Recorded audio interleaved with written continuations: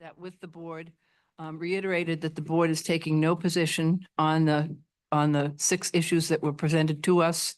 You certainly have every right and we welcome your comments. I would ask if you can try to consolidate those comments possibly and not repeat. That would be extremely helpful given the time, but it's your choice. And with that, let us start with Diana Miranda.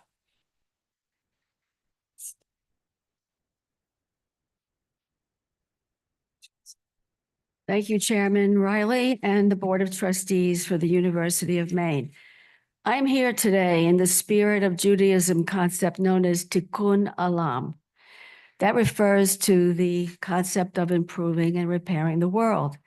We live in a profoundly broken world, and so we must, by necessity of being on this earth, do what we can to improve things.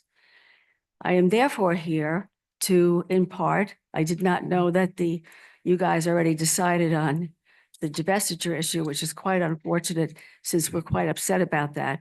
But at least let me urge the Board of Trustees to adopt the Jerusalem Declaration on Anti-Semitism, JDA, that protects Jewish students, protesters, and pro-Palestine activists on this campus alike, all of which is made necessary due to Executive Order 14188, threatening to deport activists under the guise of fighting anti-Semitism.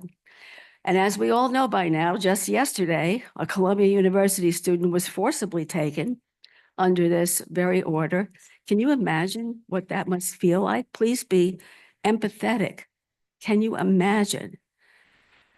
UMaine has been in the past, and we must be better than that. In 1982, the University of Maine was among 10 universities in the United States pulling money out of its portfolio, then $3 million, out of corporations that did apartheid business, that supported the apartheid in South Africa.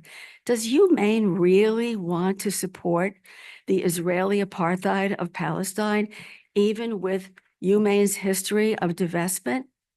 Is that really what you want to do, guys?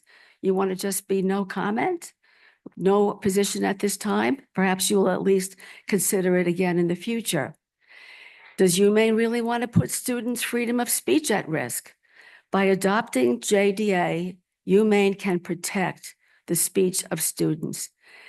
Listen, Peter Beinhardt, fabulous. He's the editor-in-chief of Jewish Currents. He is a signatory of the JDA, among many other people of esteem. And he has spoken out forcibly that he disclaims that the genocidal ethnic cleansing by Israel of Palestine is inconsistent with his faith. He stresses that these actions are not in my name.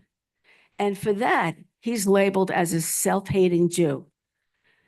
So not only is the faith corrupted by certain extremist Zionists with an apartheid agenda, but on top of that, he's castigated as he calls it out. A few months ago in November in the city of Belfast, unbelievable place, voted unanimously to divest from investments in securities that consisted of companies that supported the apartheid being conducted by Israel with the help of United States tax dollars. Joe Pearl, a friend of mine, a Jewish man, a fellow member of JVP, spoke eloquently at the public comments that night.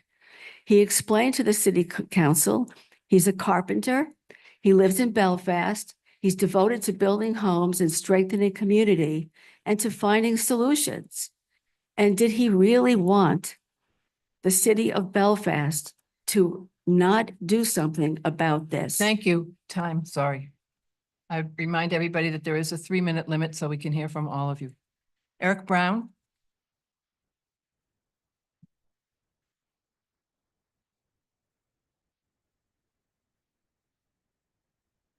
Not even going to let me set up.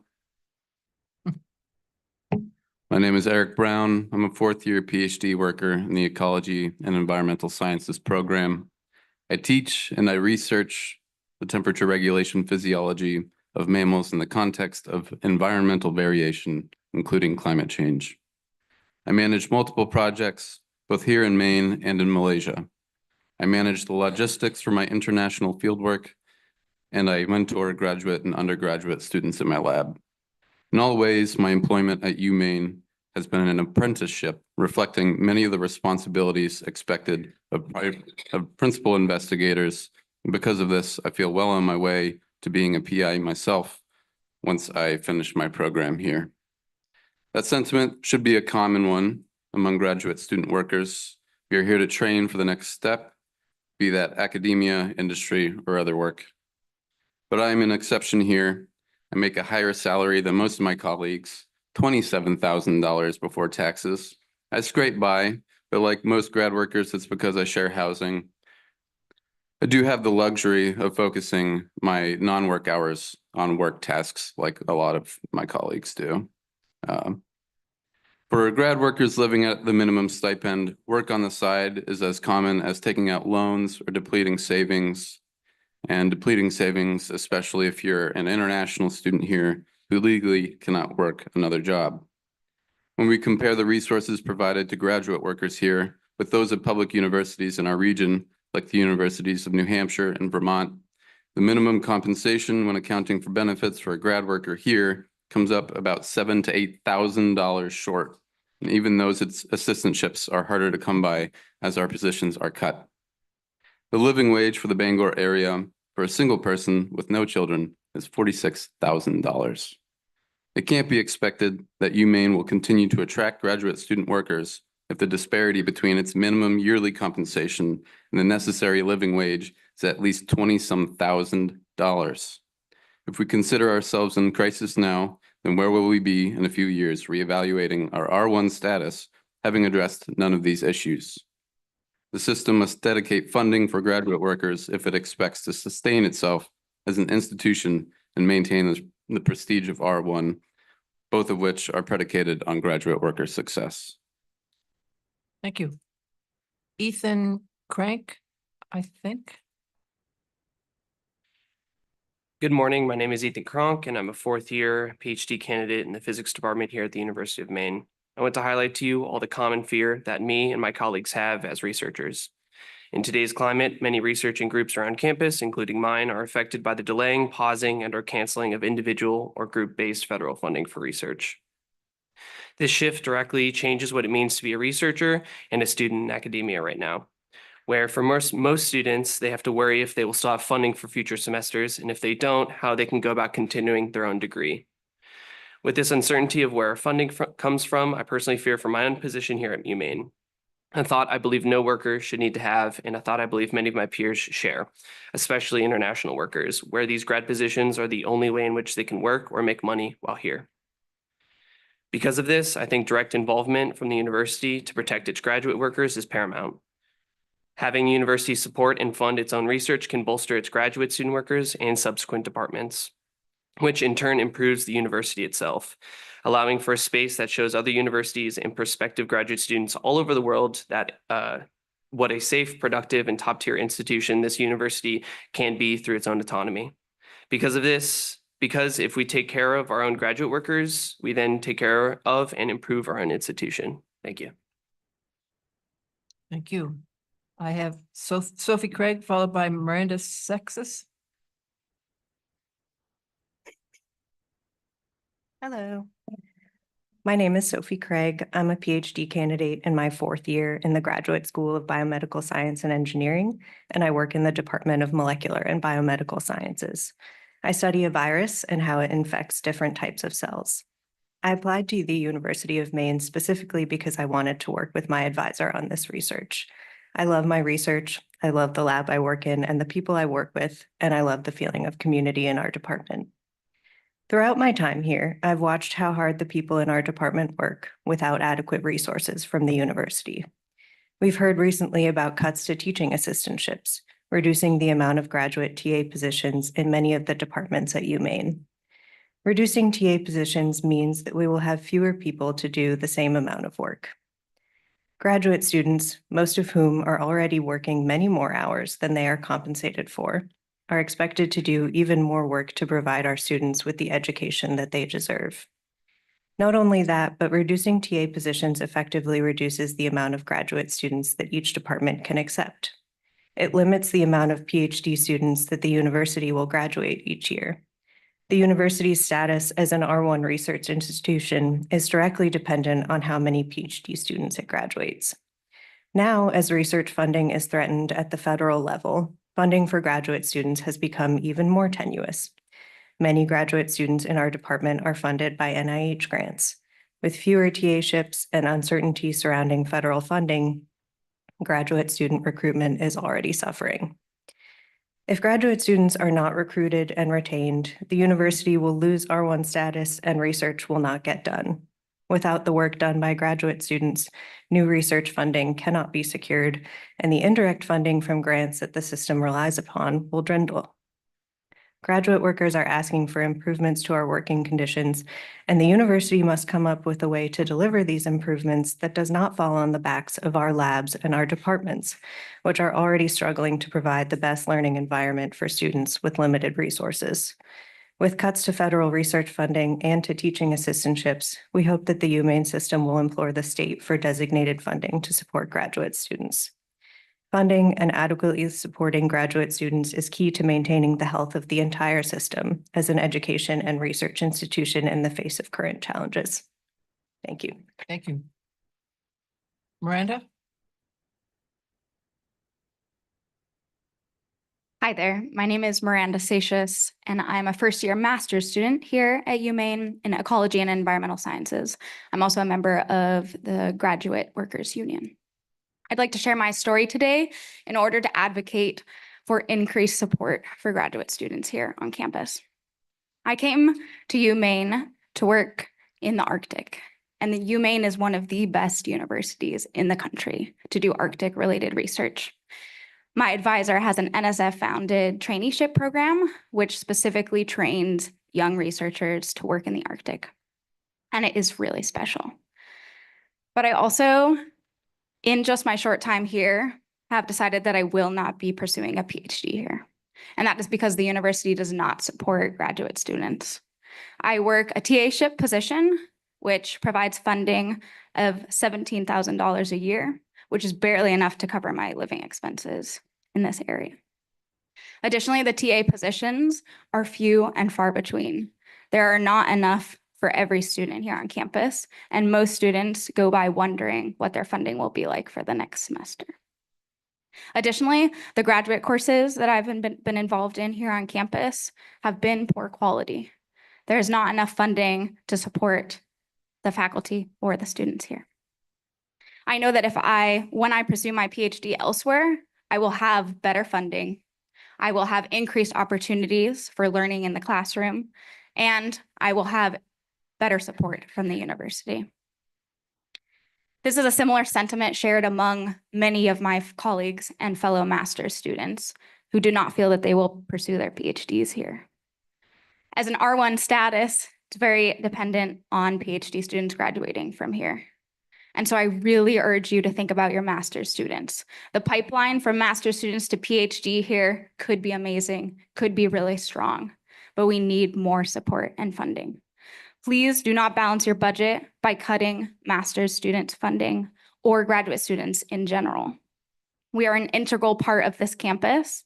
We help teach undergraduate classes, we provide extra grant funding from outside sources, and we maintain the R1 status. I ask that you invest now, find additional funding, especially as we're seeing federal budget cuts across the board, to ensure that your graduate students have continued support here at UMaine and that we can see a future for ourselves at this university. Thank you. Thank you. Elijah Bradshaw, followed by Willow Cunningham.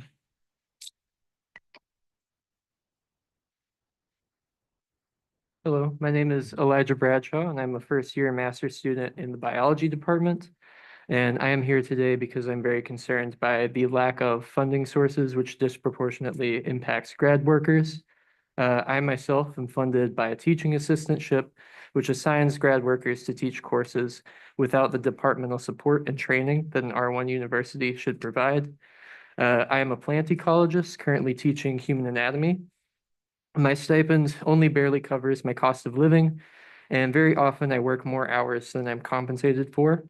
And I am aware that many of my peers and fellow grad workers funded by teaching assistantships in this department, as well as other departments, face identical conditions. As compared to peer institutions, UMaine is very behind in compensation for grad workers. This university is quite proud of its R1 status, but I would like to point out that without strong grad worker recruitment and support, UMaine won't be able to retain this R1 status. The research and teaching performed by both master's and doctorate grad workers is crucial to the performance and R1 status of this university. And to ensure the retention of R1 status of this university in the future, UMS needs to commit to seeking additional dedicated funding sources for grad workers, which will also be a commitment to our well-being and futures. Thank you. Willow Cunningham, followed by Talia Cullum. Hello, I'm Willow Cunningham, a grad student in the computer engineering department. On Friday, UMaine JVP held the largest student protest our campus has seen this academic year, calling on our university to divest and to protect student voices. As of today, our letter of demands brought to the executive committee last semester has 300 student signatures, 120 alumni signatures, and has been signed by 19 student organizations, most recently the Waste Minimizers, the French Club, and the UMaine College Democrats. We maintain that by holding investments in apartheid, you are supporting apartheid. That is taking a position. However, with executive orders on the agenda today, I would like to focus directly on the sixth demand, that the UMaine system adopt the Jerusalem Declaration on Anti-Semitism. Executive Order 14188, and please note how coincidental that number is, or maybe not, additional measures to combat anti-Semitism is a direct threat to free speech on our campus. The White House fact sheet for this order describes protesters as pro-Hamas aliens and left-wing radicals, and threatens to deport them. I trust you all remember how at the January board meeting, this exact rhetoric was used to describe my peers and I. The core tenet of this rhetoric is the conflation of anti-Zionism with anti-Semitism. These are two very distinct ideas. One is the measured criticism of an imperial settler colonial project that has proudly inflicted crime after crime upon the people of Palestine with impunity. The other is a racist and hateful dogma that has justified some of the worst atrocities in recorded history. If you truly wish to uphold free speech on this campus, knowing the difference is absolutely vital. The Jerusalem Declaration on Anti-Semitism provides guidance towards understanding this difference. Signed by 370 scholars in the fields of Holocaust history, Jewish studies, and Middle East studies, it covers a clear set of guidelines and examples of what criticisms of Israel are anti-Semitic and which aren't. For example, denying the right of Jews in the state of Israel to exist and flourish collectively and individually as Jews in accordance with the principle of equality, that's anti-Semitic. However, supporting the Palestinian demand for justice and the full grant of their political, national, and civil human rights as encapsulated in international law is not anti-Semitic. Well-reasoned and rigorous, the JDA is a strong tool that can empower our university to clearly identify anti-Semitic hate speech while still protecting student activists. As the stakes for your students continue to rise, the relevance of this tool only increases. Less than 36 hours ago, the Palestinian student activist Mahmoud Khalil was abducted by ICE, claiming that his green card had been revoked. They didn't have a warrant. I want each of you to reflect. Where is your line in the sand? What law, what order, what threat from the White House will you refuse to follow? Myself and my other non-binary, trans, and racial minority peers are the first targets of Trump's new administration. But he will not stop with us. So tonight, take a moment to reflect on the gravity of this political moment. Look forward, write it down, draw your line. When that line is crossed, you need to know. Thank you. Thank you. Talia, and then Gracie Gebel.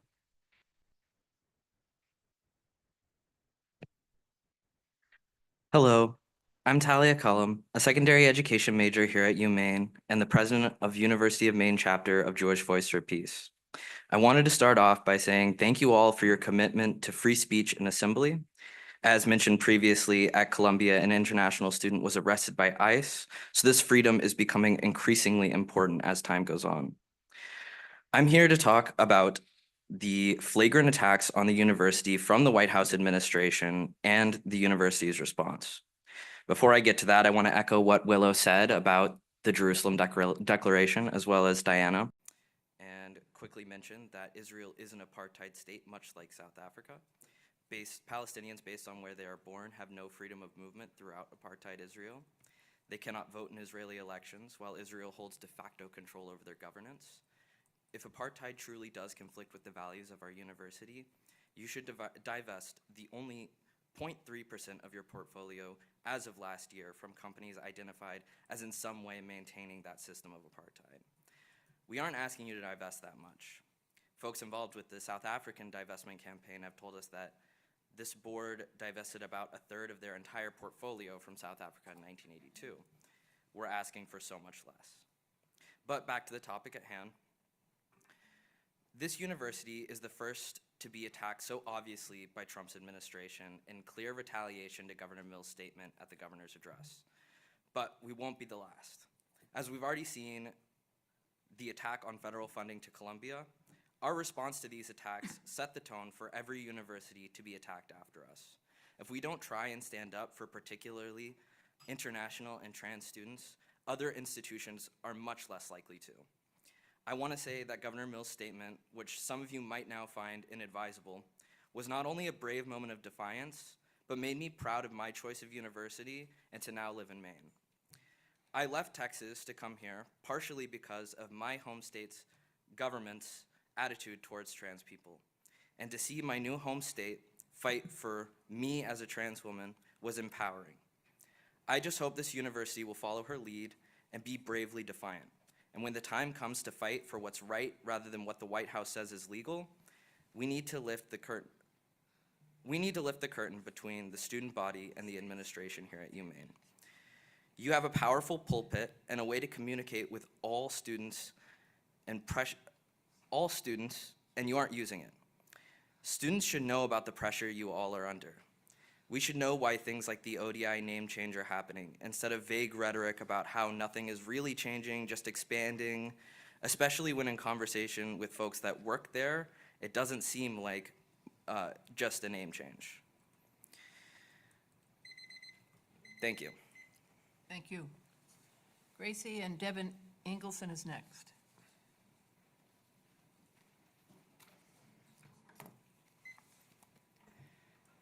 Good morning. My name is Gracie Gable. I'm a second-year transfer student studying political science with a minor in sociology and women's gender and sexuality studies here at the University of Maine, Orono.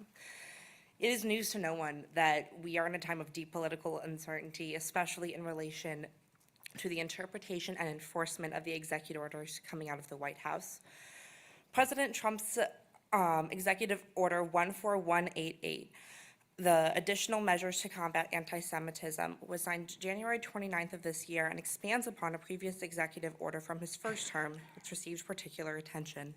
It is worth noting at this point in time, as many of my colleagues have said before me, that the University of Maine does not have an official definition of anti-Semitism, leading to fear and concern that this will be unjustly wielded against pro-Palestinian protesters, specifically international students, a group that has been targeted aggressively by the Trump administration. An example of this detainment is Mahmoud Khalil, a Palestinian graduate student at Columbia who was taken into ICE custody for his involvement with on-campus protests. I'm thankful for the aforementioned commitment that UMS has had to protecting free speech on campus, but I call on the Board of Trustees to reconsider adopting the Jerusalem Declaration on Anti-Semitism, as it is a comprehensive definition of anti-Semitism and would provide much-needed clarity to both students and administrators.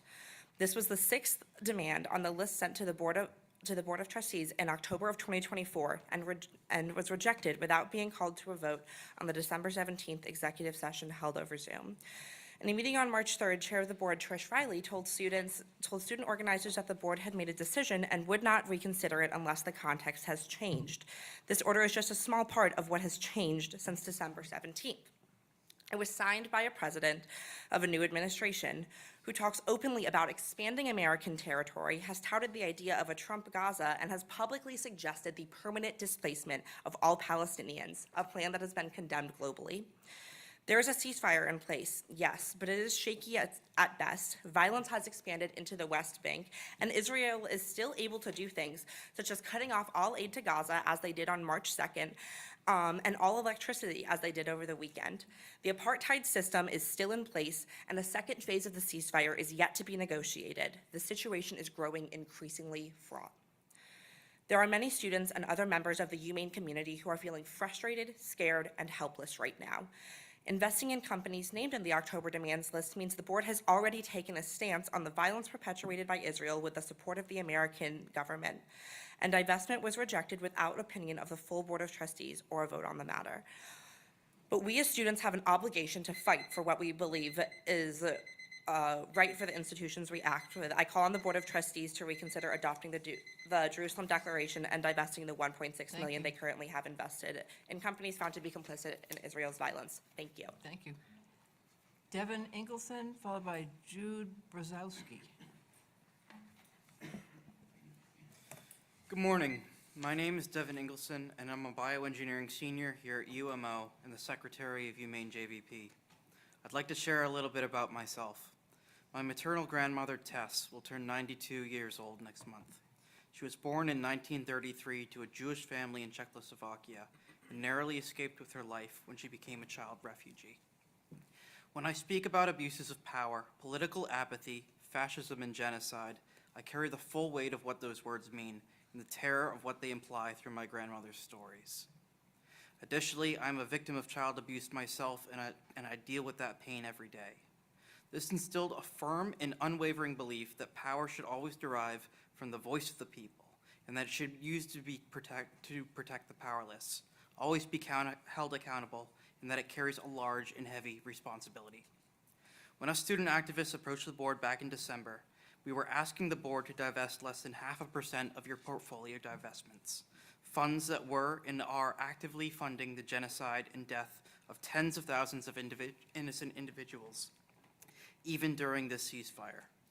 Instead, your board decided, without any formal vote or public discussion, to reject this measure and end all discussion on this issue, falsely claiming that such an action is not your responsibility. This issue is, by your own charter, your responsibility, and previous divestment movements give precedent to act. This board has a history of taking a brave stance and accepting divestment, like in 1982 and recently regarding fossil fuels. This is your opportunity to continue that legacy and to prove you are deserving of the power and the responsibility that the students, faculty, and the people of Maine entrusted onto you. In closing, I'd like to say I understand and appreciate the gravity of what doing the right thing means, especially in the face of the financial threat being weighed upon all of us by the Trump administration. However, students need reassurance that the board will not compromise the rights, dignity, and safety of your students and the core principles of this university. I am asking the board to draw a firm line, a Rubicon that you won't cross, even if it means federal funding is pulled. How many students are you willing to deport? How many scholarships are you willing to deny? And how many programs are you willing to pull before you compromise too far? Would you have protected my grandmother? Thank you. I yield my time. Thank you. Jude, followed by Kylie Chen. Good morning. My name is Jude Brzezowski, and I'm an undergraduate in the anthropology department here at UMaine. One of the biggest themes that I hear my professors and everyone involved in this university talk about is that we are here to be preparing ourselves to have a positive change in the world through our education. First of all, this is a chance that has been stolen from the population of Gaza, where all post-secondary institutions have been destroyed and are no longer operable because of the genocide that Israel is perpetrating in Gaza right now. The most important change that we could possibly have on the real world right now is to recognize that it is unconscionable for our tuition money to continue supporting a genocide, and that the Board of Trustees has an opportunity here to finally stand up to the rising tide of fascism in our government and refuse to continue to financially support human rights abuses in Gaza. In the anthropology department, I have spent a lot of time learning how to help uplift diverse voices to build a more just world. But standing here today, I can say that I'm not sure that the university really truly holds that same value as well if they are not willing to even consider divesting from investments in Israel. And the least that you can do is accept the Jerusalem Declaration to protect those of us who are going to continue to fight against these injustices and try and advocate as best as we can for you to make the very significant and impactful decision to divest from these investments that we have in Israel. Thank you. Thank you. Kylie, I think it's Kylie, followed by Edgelyn. Go ahead. Hello, I'm Kylie, and I'm a fourth-year undergraduate student at UMaine. On February 28th of 2022, the Office of the President released a statement about Ukraine, saying, as a university community, we are concerned about the safety of all innocents in harm's way, including students and academic colleagues. We stand with you in the defense of free speech, democratic ideals, and peace. A few months later, the president also released a statement regarding Iran that the human rights, dignity, and safety of all people of Iran must be protected, and violence in any form is unacceptable. The University of Maine system's values should be universally, not selectively, upheld, which is why UMS should divest from corporations complicit in the genocide and apartheid that the Israeli government inflicts on Palestinians.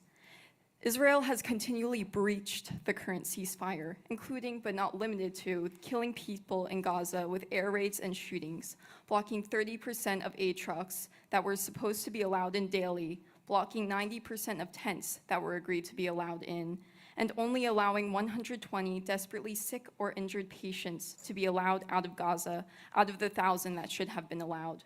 Deciding to continue to provide $1.6 million in funding to companies complicit in this genocide is taking a position on this conflict. It is the stance that UMS should continue profiting from war abroad and ignore previously stated values. While we understand it's not just about the money, the contributions from UMS is only a small portion of the total funding from the United States to the ongoing conflict, but it contributes to the ongoing environment meant to dismiss those who are concerned about this conflict. Right now, our community is being chilled and silenced. Executive Order 14188 is threatening our students by weaponizing rhetoric against anti-Semitism. I'm not against genocide or Zionism from anti-Semitism, but for my love of all people. In response to this, adopting the Jerusalem Declaration on Anti-Semitism, which clearly distinguishes anti-Semitism and anti-Zionism, can protect those of us from attacks on free speech. And joining other universities who've divested can reassure our community of students that UMS continues to value human rights and dignity and inspire other universities to do so as well. I hope that we understand that rolling over to threats from administrations will not continue to protect these students. Thank you. Thank you. Edgelyn, I believe it is, followed by Asher Reisman. Hello, my name is Edgelyn Venuti, and I'm a second-year environmental science student here at the university. I echo the sentiments that my students and friends have spoken upon. I'm going to speak about a narrative back home here in the United States. In lieu of the executive orders sent out by President Trump, countless of Americans have been affected. One of these Americans is my uncle, Paul Nyrick. He served in the Vietnam War, and he was a firefighter in California for many years after. He has always put his country and his people first. As he's aged, he's developed symptoms of multiple sclerosis because of the weapon Agent Orange that was used on him during the war. Now, he is disabled and he struggles to walk. He relies on physical and emotional support groups that have been supplied by his local VA. President Trump's executive orders cut those programs. My uncle, a true and honest American man, has lost all of his support. The current White House is not on the side of the American people. I urge you to realize what complying will do, what it already has done. Complying with these orders, with these threats, will only lead us to more struggles and pain. I want to be proud of my university, but right now I can't say that I am. I want this university to make a clear statement in action about where you stand. This is his story, and what will yours be? Stand up for what is right. Stand up for your students. Protect our rights to free speech. Protect students who have immigrated here. Protect Palestine. I urge you to divest and stand up in the light of all this hatred. Thank you. Thank you. Asher Reisman, followed by Lucas Bent. Good morning. In case any of you are unaware, I wanted to read to you the definition of 1488 by the Anti-Defamation League, no friend to Palestinian solidarists. 1488 is a combination of two popular white supremacist numeric symbols. The first, 14, shorthand for the 14-word slogan, "We must secure the existence of our people and a future for white children." And the second is 88, which stands for Heil Hitler, the H being the eighth letter of the alphabet. This is a popular extreme right meme online, and if you think that the most internet-addled administration in history wasn't aware of what they were doing, I have a bridge to sell you. The obscenity that they call us anti-Semites while they do this it's beyond anything. It defies any kind of reason or thought. This board said that it doesn't want to take a position on the Middle East. As my colleagues have pointed out, this is fallacious reasoning. You are literally invested in genocide. I want to draw out a thread of that. On October 7th, 250 Israelis were taken prisoner by Hamas. On that same day, over 5,000 Palestinians were held in captivity by the State of Israel. Since October 7th, that number has increased to over 9,500, over half of which are held in administrative detention, which means to be held without charge, without the pretext of charge, indefinitely. This includes 200 children, 80 women, while the condition of the Israeli hostages has been something that is omnipresent in our media and often spoken of by our political leaders. The condition of these Palestinian prisoners is practically invisible. Thank you. Thank you. Is that, Lucas? Hi, my name is Lucas. I'm a senior undergraduate studying computer science here at UMaine, and I'm from Berwick, Maine. I'm here to once again implore that this board divest from companies complicit in the genocide and apartheid campaigns in Gaza. In past testimony, we provided the list of complicit companies as well as sourced information from organizations like the International Court of Justice and Amnesty International, affirming their positions that Israel is indeed committing apartheid and genocide in Gaza. Since I first testified before this board, much has changed. Most importantly, in these past few months, thousands more Palestinian people have been killed. Around 80% of them categorically civilians. According to a peer-reviewed report published in The Lancet, around 60% have been women, children, and the elderly. According to the UNRWA, the Gaza Strip now has the most child amputees per capita of anywhere in the world. Of course, since January 19th, there's been a ceasefire, which means there's no reason to talk about this anymore, right? Of course not. Since January 19th, Israel has violated the ceasefire agreement well over 250 documented times, continuing to strike civilians in Gaza and block humanitarian aid into the region. Just yesterday, Israel ordered an immediate halt on all electricity entering Gaza. And that's not to mention heightening attacks in the West Bank, including the bombing of the Jenin refugee camp, and, according to the Palestinian Health Ministry, the shooting of a 2-year-old girl in the head while she was at home eating dinner with her family. A reminder that the University of Maine system profits off this. In North Berwick, just 20 minutes from my house, Pratt & Whitney manufactures engines for Israel's F-35 warplanes. Pratt & Whitney is owned by RTX, which UMaine has money invested in. And RTX's stock price has gone up over 40% in the past year.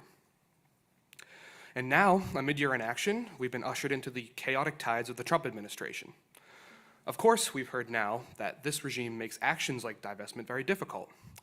But we won't accept that excuse, because before this administration, there was always a different excuse. I'm well aware that this board has previously decided against further consideration of JVP's demands, barring significant changes in the context and circumstances surrounding them. But having presented this updated information today, along with that of all my colleagues, I now ask you all, is this really not change enough? Today, these boards will discuss how to protect our university in these trying times. For anyone seriously committed to UMaine's mission or its students, divestment from Israel and the adoption of the Jerusalem Declaration on Anti-Semitism are moral imperatives. If you are truly committed to your students, stand up for them by urging your fellow board members to further consider these causes here today. We are here today. We are watching. We will not forget the bodies in the rubble, and we will not forget your response. Thank you. Jamila Lavasser, followed by Connie Jenkins. Good morning. I graduated from University of Southern Maine in 1984 with a degree in chemistry. Like a previous speaker, my family's from Czechoslovakia, and most of my family was murdered by Hitler simply for being Jews. During my time as a student here, activists met with the Board of Trustees and asked if the board would have been willing to invest money in Nazi Germany's munition plants. Of course, the board answered no. Thanks to widespread pressure, in 1982, this board voted to divest around $1.9 million from companies doing business with apartheid South Africa, one of the first 10 universities in the country to do so. So what is different today? This past July, the International Court of Justice, the World Court, ruled that Israel's continued presence in occupied Palestinian territories is inherently illegal. The court ruled that Israel must halt all new settlement activity, evacuate all settlers, make restitution, dismantle the separation wall, and allow Palestinians to return to their original places of residence. The court ruled that all countries around the world are obligated to, quote, not to render aid or assistance in maintaining the situation created by Israel's illegal presence, unquote. 124 UN member states endorsed the ruling, acknowledging their obligation. We all share that obligation. This university needs to stand up to the threats of the Trump administration, threats of sanctions, which I must point out were already in motion under Biden. We cannot allow our voices to be silenced. One important step would be to adopt the Jerusalem Declaration on Anti-Semitism. Support for Palestine is never anti-Semitic. This board said recently that it is not the trustees' place to weigh in on foreign policy matters. You have already weighed in by choosing to keep around $1.6 billion invested in corporations that enable Israel's genocide of Palestinians in Gaza and facilitate mass surveillance, repression, and detention of Palestinians throughout the occupied territories. You are weighing in on foreign policy every day. Israel has emptied out and destroyed refugee camps in the northern West Bank, and in Gaza they use starvation as a weapon, just one of their many war crimes. Israel's goal is to return to full-scale war with complete ethnic cleansing. This university's investments are helping to fund those goals. The more you give in to the fear of government repression, the more repression there will be. Just as you stood on the right side of history in 1982, you can do it today. Thank you. Thank you. Connie Jenkins, followed by Derek DeMello. Good morning. My name is Connie Jenkins. I am a resident of Belfast, a retired healthcare provider, and a member of Pax Christi Maine, the International Catholic Peace and Social Justice Movement. Previously, I lived in Orono for 13 years, and so was able to enjoy the benefits that the university offers. It is because I was part of the university's extended community that I come to you this morning, asking you, appealing to you in the strongest way possible for the university to reconsider and to divest from companies aiding and abetting genocide and ethnic cleansing in Gaza and the West Bank. This includes companies such as General Dynamics, which I was appalled to learn is part of the university's portfolio. In this instance, what is the university investing in? Well, General Dynamics supplies artillery, ammunition, and bombs used in Israel's genocidal attacks on Palestinians.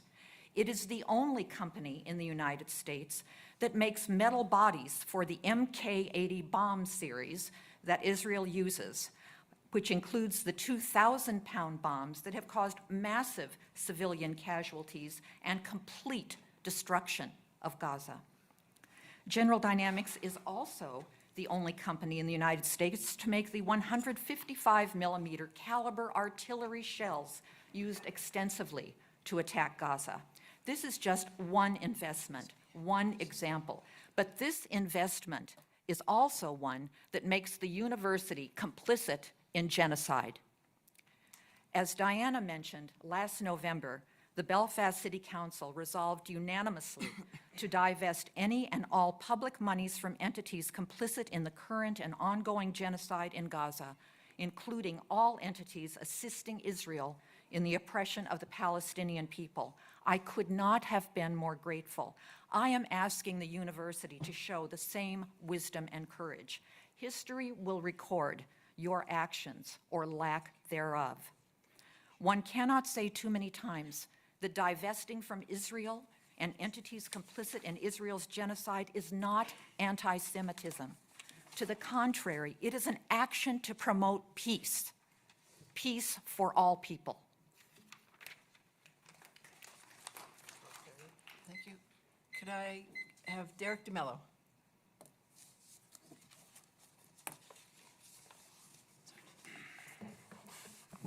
Good morning, everyone. Thank you for having me. My name is Derek DeMello. I'm a history PhD student in my second year. I wanted to speak on the issue of protecting our international students on campus, as we've seen recently with Mahmoud Khalil from Columbia University. This is an issue that brings it literally right to the doorstep of students. I'm the descendant of many branches of immigrants, most recently from my Oma, Rosa Ronke, who was born in Bremerhaven, Germany in 1928. She grew up in fear of a fascist dictatorship in her country. She was 11 when Nazi Germany invaded Poland. The Japanese bombed Pearl Harbor on her 13th birthday. My daughter Rosemary is named after her.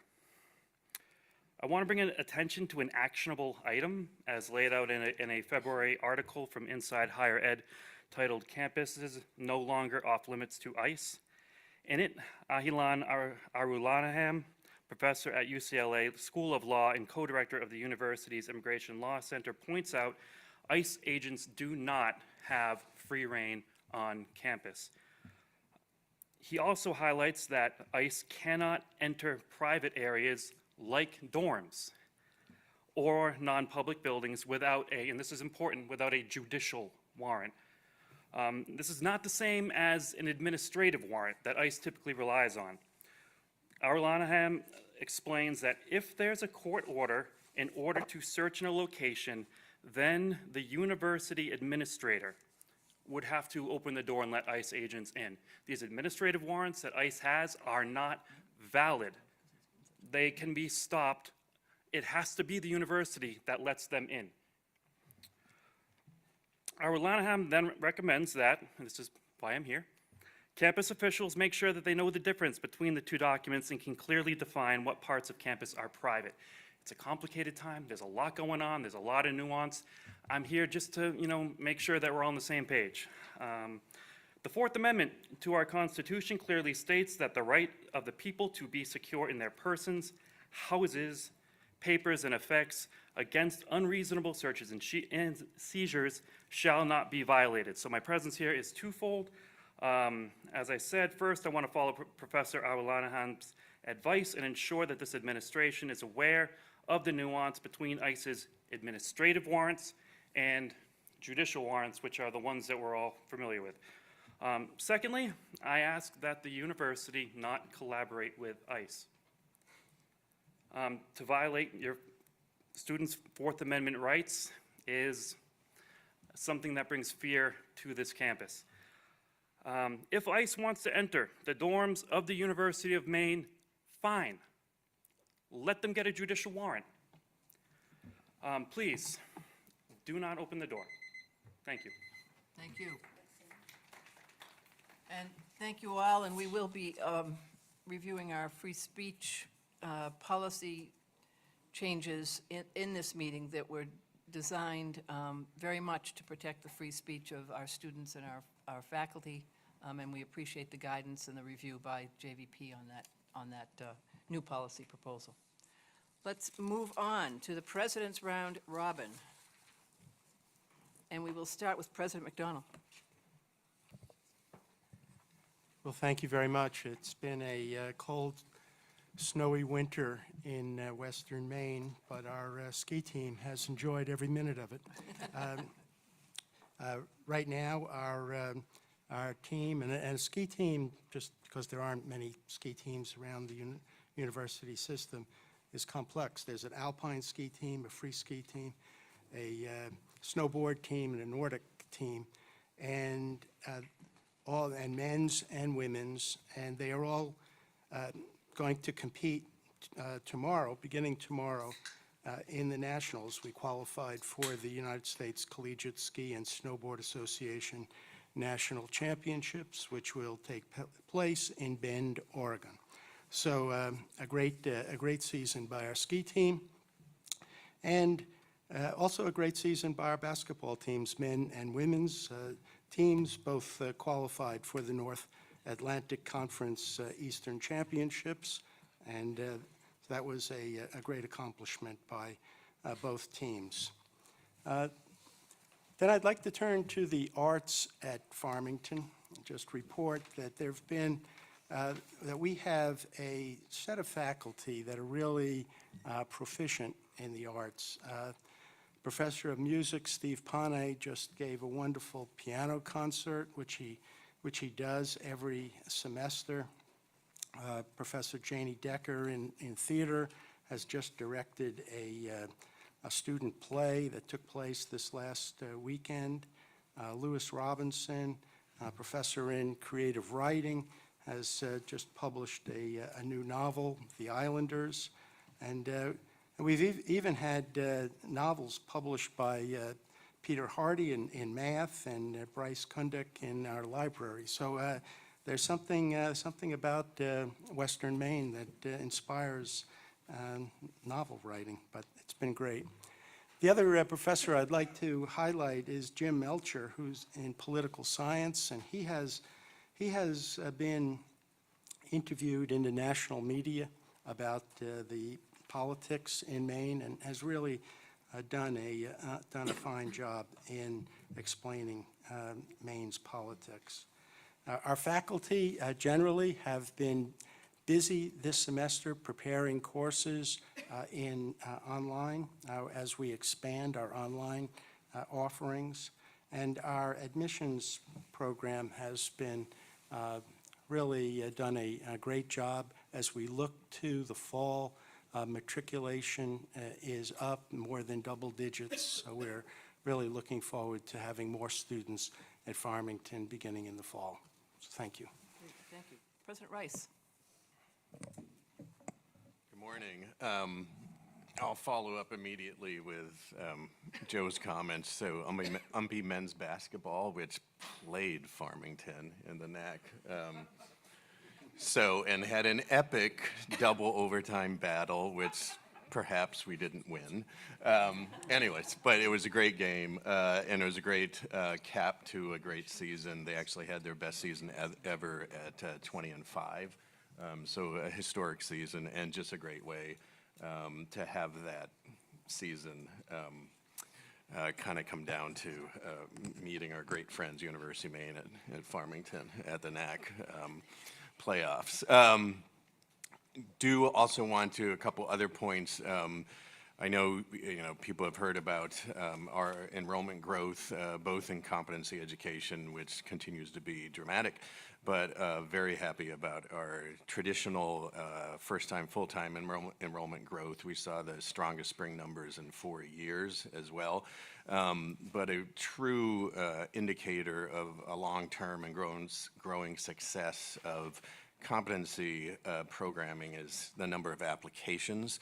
I often thank the faculty and the staff for supporting the students in that program. I do want to do a shout out to Sue White and her team, which admitted 1,298 students alone this spring from a total of 2,393 received applications, which is truly a dramatic number for any institution in the spring semester to experience. And just underscoring that as enrollments in competency programs are a 12-month process, and that group is especially busy, and I'm especially pleased that they're especially busy. Lastly, the other thing I want to mention is graduation time, even though there's plenty of snow on the ground in Aroostook County, particularly after our 8 or 10 inches that we weren't supposed to get on Friday, but did. Anyways, we're getting ready for graduation on May 10th, so we're thrilled to have it's about a 100% growth in our graduates. We'll be seeing 1,000 students graduating, with 300 currently planning to March, so we're making plans to welcome and celebrate all of those students and keep Trustee McCarthy especially busy on May 10th. So anyways, thank you, everyone, and there's my report. President Softly, thank you. Thank you. Thank you very much. And I note that this group of presidents, working with the chancellor and the chair, have had a very busy few weeks. And I just want to thank everybody for being so collegial. And with that, I will move into completely competitive language for my two colleagues. So our sport at Maine Law is oral arguments. This week, the Maine Supreme Judicial Court, the Maine Supreme Judicial Court, hosted Maine Law's best brief writers and best oral arguers at the SJC courtroom. The students argued a case related to the application of the Americans with Disabilities Act and how it applies to websites. It was a very topical and lively argument, and our students, Adam Fortier-Brown and Gus Forsyth, did just a terrific job drawing post-argument praise from the entire Supreme Judicial Court. I was so proud of the president's work and grateful for the state's highest court's generosity of time and engagement with Maine Law students. Maine Law also continues to be one of 6 law schools in the country with applications for the upcoming year exceeding former year's applications by more than 50%. With the support of the Chancellor and the Board, Maine Law is demonstrating that it is a wonderful place to earn a law degree, and I'll have more statistics at your next meeting when all of the spring numbers are completed. Here are just a few examples of Maine Law's growing national reputation. Next month in Washington, D.C., a conference of privacy experts from across the world will gather at their annual conference. And at the conference, Maine Law graduates will be front and center. Trevor Hughes, a graduate of Maine Law and the CEO of the International Association of Privacy Professionals, will host a group of Maine Law students at the international conference who will have the opportunity to meet with international privacy experts and hear from foremost leaders in the field.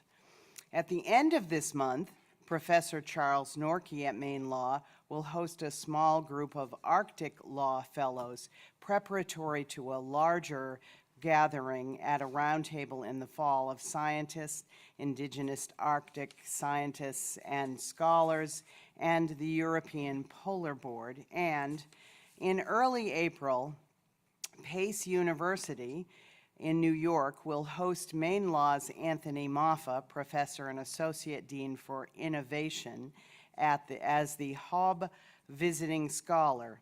The Elizabeth Hobb School of Law announced the lecture with this language: Professor Moffa's innovative approach to addressing climate change and other critical environmental issues is novel, integrating history, theory, and practice. You can all be very proud of Maine Law's reputation both within Maine and across the country. Thank you very much. Thank you. Do they have cheerleaders? No pom-poms yet. Okay, just checking. President Freeney-Mundy. So I can't top the, competitive success of the law school's work in their area of oral argument. However, I have a couple things. So the big news one piece of big news, and there is a lot at the University of Maine, is that since we've seen you last, our R1 status has been reaffirmed in this most recent round, and so we're good there for another 3 years. And I want to thank all of the faculty, staff, and students who make that happen here. It's to them that the credit should go in terms of their diligence, their willingness to continue to pursue knowledge and to seek discoveries through the research that they do here at UMaine. And then I'll turn to athletics. Amy Vachon, our women's basketball coach, recently became the winningest, Ray, is that actually a word? Winningest women's basketball coach in UMaine history with 169 wins. Her team just beat New Jersey Institute of Technology in an America East playoff game last Thursday and she was also named America East Coach of the Year. They will be playing Albany in the America East semifinals on tonight, Monday night. Our men's basketball coach, Chris Markwood, and his team finished the regular season in 3rd place. This is huge progress for our basketball team. Hosted a conference playoff game this past Saturday for the first time in Orono in 30 years with a win over UMass Lowell and their first postseason game win in the last 20 years. And finally, men's hockey, another incredible season, ranked number 2 seed in Hockey East and top 5 in the nation. And they will host a Hockey East quarterfinal on March 15th here in Orono.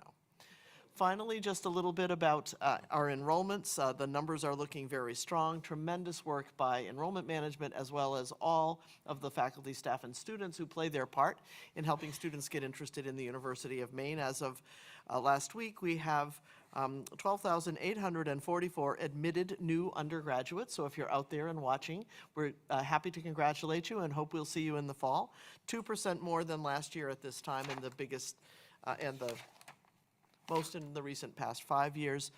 And then we have 755 deposited new undergrad students, which is 14% more than this time last year. So again, looking very promising. And at UMaine Machias, 30 confirmed students ahead of last year by 11.5%, and the highest at this time in 5 years. So we're looking forward to a robust fall when our students come back and are able to join when the new students are able to join us. Very excited about what's happening. Finally, all of the construction work continues. You can see it on the campus, progress on the Alfond Arena and on GEM. And in Machias, we will have a ribbon cutting to celebrate the renovation of the Reynolds Center gym. So very excited about all that's happening here. Thanks. President Cushman. Good morning. I'm very happy to report that UMA has again been recognized for the U.S. News Best Online Program Rankings with 2 significant placements nationally in 2025, number 107 for Best Online Bachelor's Programs overall, and number 60 for Best Online Bachelor's Programs for Veterans. UMA's online bachelor programs rank 1st in Maine and 7th in the northern region, which includes Massachusetts, Maine, New Hampshire, and Vermont. UMA's online bachelor's in business program also improved its standing, moving up 6 spots to number 118 from number 124. This advancement underscores UMA's focus on academic innovation and continuous improvement. U.S. News evaluates online degree programs using a rigorous methodology that includes factors such as student-instructor interaction, graduation rates, and available student support. Secondly, University of Maine at Augusta architecture students participated in the Envision Resilience Designs for Living in a Changing Climate program. This is an initiative aimed at addressing climate adaptation challenges in Portland and South Portland. Led by UMA Assistant Professor of Architecture Patrick Hansford, students spent the fall 2024 semester developing innovative designs, tackling issues such as affordable housing, transportation, and urban resilience. Their work is now on display at the Portland Public Library's Community Gallery through March 15th.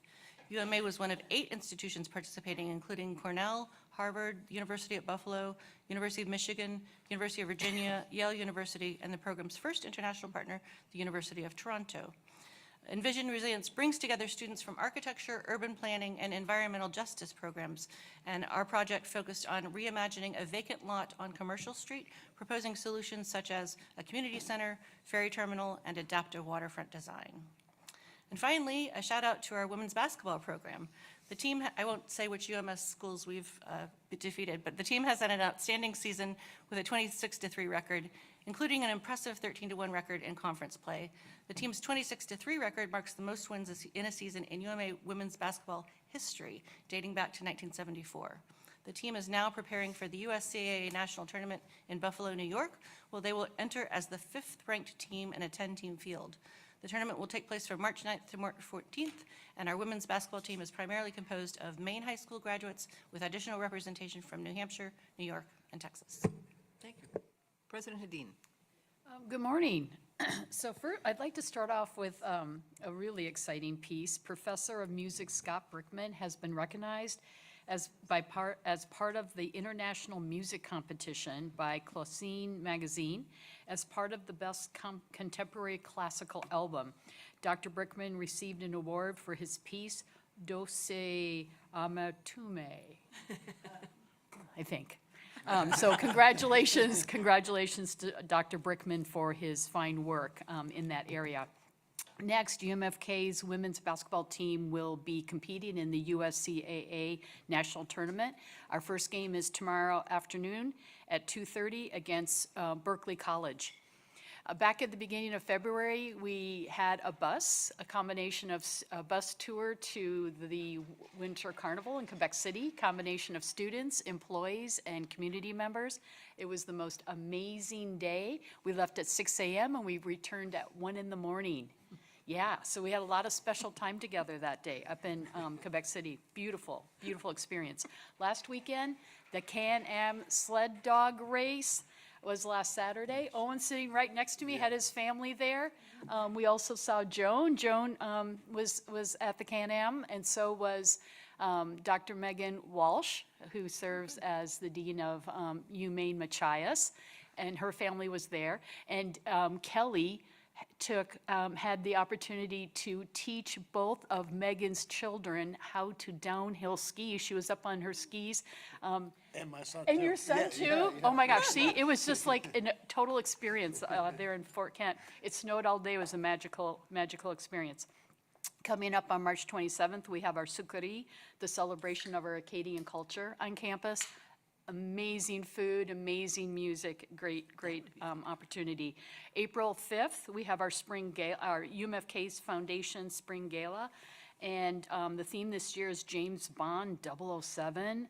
And themed attire is recommended. So I already have my outfit. What about you, Kelly? Okay, she'll be working on it soon. And then last, our Scholar Symposium will be at the end of April, on April 30th. So thank you. Thank you so much, and good morning, everyone. I wanted to announce that the Carnegie, the University of Southern Maine has received a Carnegie designation as a research college and university. It's a new category of research. You know, there's the R1, R2, now there's the research college and university. This means we had at least $2.5 million in research expenditures. At the University of Southern Maine, we actually had $5.9 million in research expenditures, and we graduated 11 research doctorates in the year that led to this particular designation. I do want to thank the good work that's coming from our Provost's office, from Vice Provost Ross Hickey, from the Research Council Chair at USM, Lisa Goryanova, and all of those members. And I also want to give a special thanks to Jake Ward, to Jason Charlin, and to President Brini Mundy and our colleagues at the University of Maine for all they do to help us support and think about ways to expand the research work that we're doing at the University of Southern Maine. I want to announce that we had recently the MEMIC John T. Leonard Endowed Chair in Risk Management was announced. This is an endowed chair that's supported by fundraising that spanned quite a number of years and includes major funding from MEMIC and Cross Insurance. It's a $3 million endowment. Professor Dana Kerr is our first chair, and so I do want to thank the USM Foundation and particularly President Corey Haskell, who saw this across the finish line after many years of hard work. I'm excited about the work Dana is going to do with our students and with the insurance industry throughout the state of Maine. It's a pretty exciting moment for us. Not to be left out in the sports world, our men's and women's indoor track and field team were the LEC, the Little East champions, for the second year in a row. So I want to congratulate all of the team members and particularly Coach Rob Witten for doing a wonderful job with them. Last week we were celebrating literally that our retention rate from fall to spring is 96%. It's the highest in recent years. We're very excited about that. I want to give special thanks to Dr. Megan Arena, who's our Vice President for recruitment. Wait, I always get it wrong. She's going to laugh if she's watching this. She has this title that's 8 million miles long, but she does it. She does admissions, retention, and marketing. And I also want to give special thanks to Provost Adam Tishinsky. The two of them work very closely with quite a number of people across our university on retention efforts. And we tell everybody that retention of our students is everyone's responsibility. So we really want to drive that home. And then finally, our economics faculty are getting quite a bit of attention over the past number of weeks. Dr. Rachel Bouvier has been consistently interviewed about her expertise on tariffs, And if you have a chance, Dr. Michael Covell is leading a group of students who are working with grocery stores across the state to study how economic changes are happening relative to food prices. And there was a nice story on Maine Public Radio about the work that he's doing, and I was really proud of how well the students did in their interview for that particular show. Okay, thank you. Great. Thank you all. Thank you very much. It's always good to get the updates. Let's move on and try to make up some time here. Tab 1, we have the approval of the 2027 Board and Committee meeting calendar. I assume there's no revisions, and I'll go right to the text that the Board of Trustees approves the Board of Trustees meeting calendar for FY 2027 as presented. Could I have a motion? Moved by Trustee Kane, seconded by Trustee Eames. All those in favor? All those opposed? Abstentions? And Will, we need you to tell us. Will? Yes. Yes, thank you. Yes, sorry, I'm here. That's okay, thank you. And I can't, jump in if you have any questions or comments, please. We will now move to the fossil fuel policy update. This is a requirement on the staff for an annual update, and Tracy is going to walk us through that.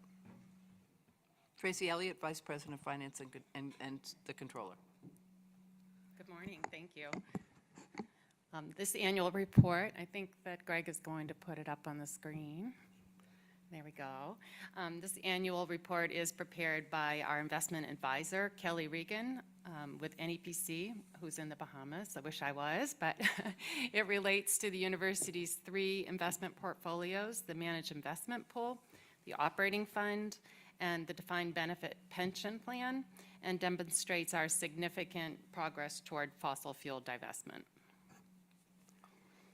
Slide 2, the investment committee approved divestment goals, which are included in your meeting materials almost 2 years ago in April of 2022, and then the board endorsed those goals in July of that year.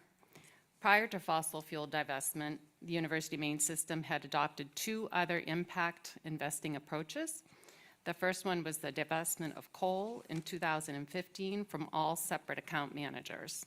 The second one was in 2016, when the university incorporated environmental, social, and governance, or ESG, investing into the process when selecting investment managers. I'll highlight a couple of points on this slide. Prior to fossil fuel divestment, the ESG investing approach reduced fossil fuel exposure by 44% collectively across the university's 3 investment portfolios. Then, following the adoption of the divestment goals, the exposure declined to 50% over the following 2-year period, dropping the total allocation to fossil fuels from 1.4% down to 0.7% for 3 portfolios combined. In terms of dollar exposure, 0.7% equates to roughly $4.3 million in fossil fuel holdings on the university's over $630 million in investments. And the last point on this page, the decline in fossil fuels over the last 2 years is mostly attributed to the progress made in the managed investment pool, with the exposure declining from 2% in 2022 to just 0.6% in 2024. And stated another way, this is a 70% decline in fossil fuel exposure for that MIP portfolio. I'm going to the third slide. NEPC has detailed the exposure to fossil fuels both in percentage and dollar terms over multiple time periods. 2016, represented by the dark blue column, is the first year that fossil fuel exposure was measured and corresponds with the adoption of that ESG investment approach that I mentioned. September 2022 and 2023, represented by the light blue and dark green columns respectively, measures fossil fuel exposure results for those 2 periods. And I mention those because those are periods that coincide with the annual reports that have been given to the board. And the light green column presents the most recent measurement point of December 31, 2024, the past calendar year. The chart on the left shows each portfolio's exposure to fossil fuel in percentage terms, along with a combined total for all 3 portfolios for those same measurement points. Important takeaways are that all three portfolios have seen significant declines in exposure since 2016, and the managed investment pool has experienced the most significant decline year over year. In addition, over the past year, the investment committee has worked with NEPC to conduct a full review of the MIPS equity portfolio and has adjusted the MIPS asset allocation and manager lineup to eliminate fossil fuel exposure from equity holdings. On the right-hand side of the slide, the chart shows the dollar amounts of the fossil fuel exposures for each of the three portfolios at the same 4 measurement points, along with the combined totals by year on the right-hand side. And as you can see, the MIP and the operating fund balances at the end of the calendar year have about $2 million each remaining exposure to fossil fuels, while the pension has very little exposure given its remaining small portfolio size of just $17 million. And in conclusion, the university's investment committee will continue to work with NEPC to meet its divestment goals of zero exposure to fossil fuels by 2030. Given that the portfolios have no fossil fuel exposure within their equity managers, our next step will be to explore other fixed income manager opportunities to eliminate exposure while meeting the portfolio's return goals and fiduciary duties. And I'd be happy to take any questions or take any back to NEPC as well. Thank you, Kelly. Thank you, Tracy, and thank you, Kelly, for your leadership. It's showing real progress. Are there questions for Tracy? There's the annual report. Comments? Progress is a good thing. Thank you. All righty, thanks. Let me, before we go to my next item of business, I was remiss again. We've known Riley Worth for so long, we forget that he's a new board member, and we want to greet him officially as our Graduate Student Board of Trustee member.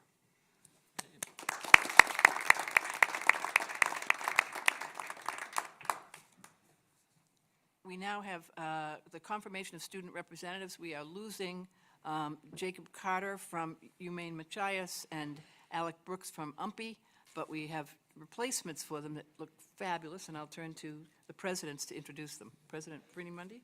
And I am happy to introduce our new University of Maine at Machias student representative. It is Isabella Bouchard, who is down here.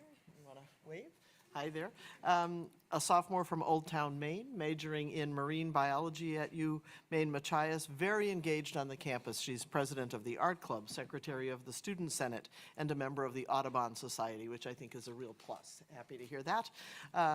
Also a student worker for the Office of Student Life at UMaine Machias, so welcome to Isabella. Great, great. Thank you.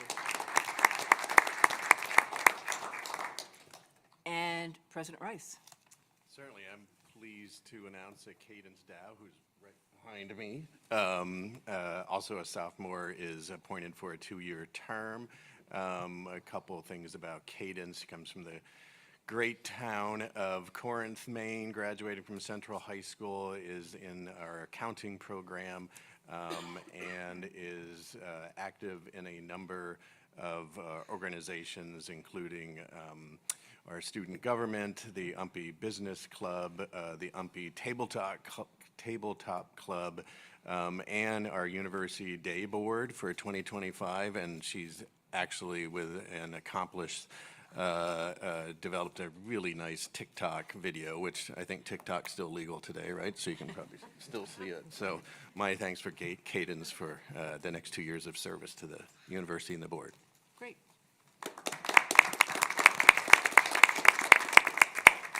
This is a great board. We clap before you're elected. That the Board of Trustees approves the appointments of the student representatives to the Board of Trustees as presented. Can I have a motion? Trustee Kane, seconded by Trustee Martin. Second. All those in favor? All those opposed? Abstentions? Will, are you still with us? Yes, I am. And Yeah, that that's was a also an yes. answer. Yes, yes. Great, thank you. Welcome officially. Good to have you. Let us move on to the finalized Board Policy 212.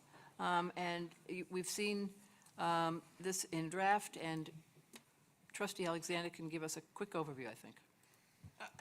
Thank you very much. I present to you for final adoption amendments to the Board of Trustees Section 212 policy, free speech, academic freedom, and civility.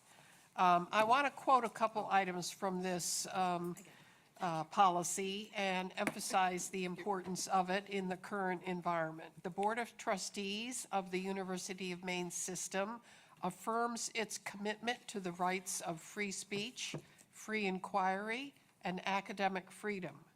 Free speech, free inquiry, and academic freedom and civility are interrelated and interdependent rights and values that will be protected at the University of Maine system institutions according to the following policies.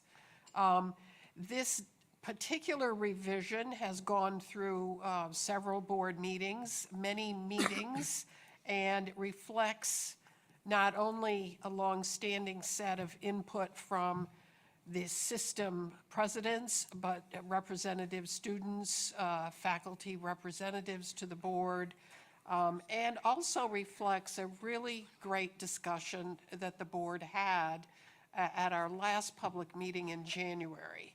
So you'll see a couple additional amendments that are available here. I'd be happy to answer any questions. Thank you, and they are more important than ever, I think. Any questions for Trustee Alexander? And with thanks for the working group, the resolution that the Board of Trustees approve the final version of the edited Board Policy 212 as initially presented in red line form at the November 2024 and January 2025 board meetings and provided at the March 2025 board meeting materials in final form. Could I have a motion? So moved. Second. Moved by Trustee Alexander, seconded by Trustee Kane. All those in favor? All those opposed? Abstentions? Will? Yes. It passes unanimously. And Barbara, we'll stick with you and go on to the standard operating procedures. Thank you very much. The Board of Trustees is considering changes to an internal policy relating to the board's actions that tries to clarify and make some changes with respect to the consent agenda, which is an item on our agenda in which all of the items listed are handled with one vote and no discussion. And so there is a desire to try to update this to indicate certain things that we don't now think should be the subject of the consent agenda. And we've listed those here. And then we have also provided a mechanism for any member of the board to notify the chair and the clerk of an intent to move an item off the consent agenda and put it on the regular agenda, which would allow the board to then debate the matter and have an official vote. Again, this has been through some internal meetings and comments, and I present it to you for final approval. Any questions or comments? Seeing none, that the Board of Trustees approve the final version of the edited standard operating procedure on consent agenda items being forwarded by board committee as provided by the March 2025 board meeting materials in final form. Could I have a motion? So moved. Second. Trustee Alexander, seconded by Trustee Kane. All those in favor? All those opposed? Abstentions? Trustee Kemmler? Yes. Thank you. We're now moving to the untimely position of being just before lunch, but it's going to be great. As you know, we've convened an AI work group that Trustee McCarthy co-chairs with Vice Chancellor Lowe, and we are getting an update today. Well, thanks, Trish Riley, Chair Riley. It's good to be here, talk about this. We have about 15 minutes planned, so hopefully that's Perfect. okay to Yep. knock out. The charge for the work group, as a reminder, we had 3 areas that we've been focusing on. One of them is in our governance and funding role. The other one is how do we encourage the ethical and strategic use of AI? And the third one is what does this mean for the future of higher education?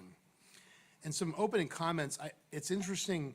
I think between every meeting, we meet every month, there's like major changes that happen in AI, right? So it's a very shifting environment, including even this weekend, there was a new company that came out with a really good AI agent that could go off and do tasks on its own that we're still grappling on what that could mean for what it looks like. With that said, this is why as a group, we've been taking the tact that we're now in a mindset shift in how people should work and how they should operate and how they should think about teaching and across the board. It's really hard to have a top-down, thou shalt do this strategy. It's more of how do you create the conditions where people are willing to lean in and learn and really be prepared as things change around them. And so that's how we've been thinking about the group. Also, we found that you don't need, while there's really good research in AI going on and that there's like some smart people in the science and engineering side here, you don't need to be an engineer to be an expert or to come up and to really come up with creative things. You just need to be willing to try is what we've found. And since we've existed, we've seen people send in ideas and things that are happening across the campuses that are quite remarkable in different areas. And so that's been heartening to see. Some of the things that have happened on the governance and funding side, we actually now have executive level leadership. I don't know if, I know it's public, but I don't know if it's been fully announced, but Ryan's added to his title that he's now Vice Chancellor for Finance and Strategic AI Implementation. Did I get that right? Yeah. And proving that you don't have to be an engineer to be a genius. Well, you just have to watch 3 hours of YouTube videos every day. No, but with that, like now we have someone like an executive level thinking about this all the time, which I think is a big win. We have drafted as a group that will work through the process with the board, sort of a beginning of a stance on encouraging the ethical use of AI, and so we need to get that in front of you. We have surveyed all campuses. And each and every one of them, I'll assure you, is on top of this issue from a policy perspective and like how you think about it and how they give guidance to students and others, which we are really heartened to see. And so that's, and then on the rest of the funding side, you know, there will be future proposals that may get built into university budgets or may come to the university about funding for tools and things. We do have this circular problem. It's hard to pick a tool right now because they change so fast. So that's in the governance and funding. On the encourage ethical use, we have provided funding through some, if you remember, I think it was at the Farmington meeting, we voted on a block of funding to go out to a lot to places that want to experiment with pilots that will report back. So that's underway. We are going to be organizing and hosting sort of a demo day. We, being Ryan's office, has taken this on that can showcase what's happening, that I'm sure everyone would be invited to on that side of things. And so that's really great. We have also seen, and you'll see an example of this, some creativity of internal people building new tools that both make us more efficient and also save us some money. And we'll have a video from Robert Placido in a second that's on that front. And then on the future of higher education, this one's the more meaty one to talk about. We've been trying to see, well, where is our place to play here?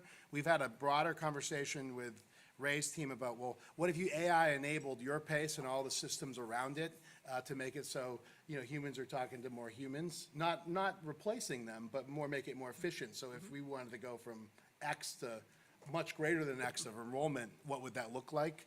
Those are early days on conversations, but that could be a place where we explore. So lots of good conversation there. So that's the group. We've met like 5 times. We have a few more to go.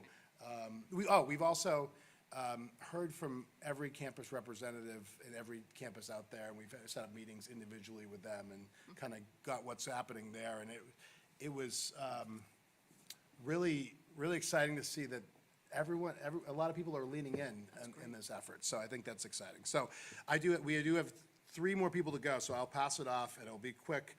We have a video, I believe, that's been teed up that Robert Placido has put together. Paloma Shelton's going to give the student voice via Zoom, and then Ryan's going to bring it home and close us. On this video, you're going to see what I will say is what's most remarkable, and it's hard to, like, what you're going to see could have been done before, but it would have taken ages and a long time and not nights and weekends with Robert. So video on. Good morning, members of the board. Today, I'm excited to share with you an initiative we've undertaken with our HR partners, an AI-powered recruitment system. In just 1 month, we've developed an enterprise-grade recruitment system that's already showing tremendous promise.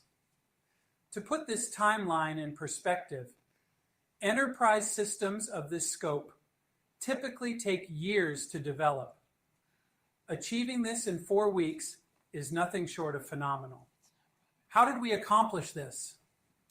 By embracing artificial intelligence as a development partner. We leveraged AI to accelerate the coding process, generate intelligent job descriptions, and create a more intuitive user experience. The AI didn't replace human oversight. Rather, it amplified our developers' capabilities, allowing them to focus on strategic decisions while AI handled more routine coding tasks. Our system serves 3 primary user groups, each with tailored experiences. For job seekers, it provides a clean, intuitive interface to browse open positions, intelligent job recommendations based on their skills and experience, AI-assisted application process that helps candidates highlight relevant qualifications, direct document upload for resumes and cover letters, real-time application status tracking, and automated updates on their application's progress. For hiring managers, it provides a number of features that will make the hiring process more effective and efficient. Committee creation and management tools for collaborative hiring. Customizable evaluation criteria for consistent candidate assessment. Detailed candidate profiles with all submitted documents in one place. AI-assisted scoring and ranking of applicants. Analytics dashboards showing department hiring metrics. And we are just getting started. For HR administrators, it provides comprehensive system administration capabilities, department, location, and job category management, user role assignments and permissions, system-wide analytics on hiring efficiency, job posting management with AI-assisted description writing, and automated notification system to keep all stakeholders informed. You can see on the screen that I am only providing minimal information about the position. Then AI helps me write the description. The description is modeled by a prompt that we can modify. Similarly, the requirements are also based on our standards and formats. While this system is still in its pilot phase and not yet complete, it demonstrates remarkable progress. We've already implemented core functionalities that would have taken months using traditional development approaches. In closing, this project exemplifies our commitment to innovation and efficiency by embracing AI as a development partner. Robert's here. As you might have noticed, that was Avatar Robert doing the work on that. I think that's just one example of sort of the cutting edge that a lot of the team is on. I also we asked our student member Paloma Shelton to come in and say a few words about her experience on the committee, and she's been a extreme value add, probably is more of an expert than anyone on the group, and also has potentially got us a partnership that she'll talk a little bit about in her short time on the group. Paloma, we got to let her back. Yeah, so I'm Paloma Shelton, senior at University of Maine Farmington, studying a self-design major called Sustainability and Artificial Intelligence, as well as Outdoor Recreation Business Administration.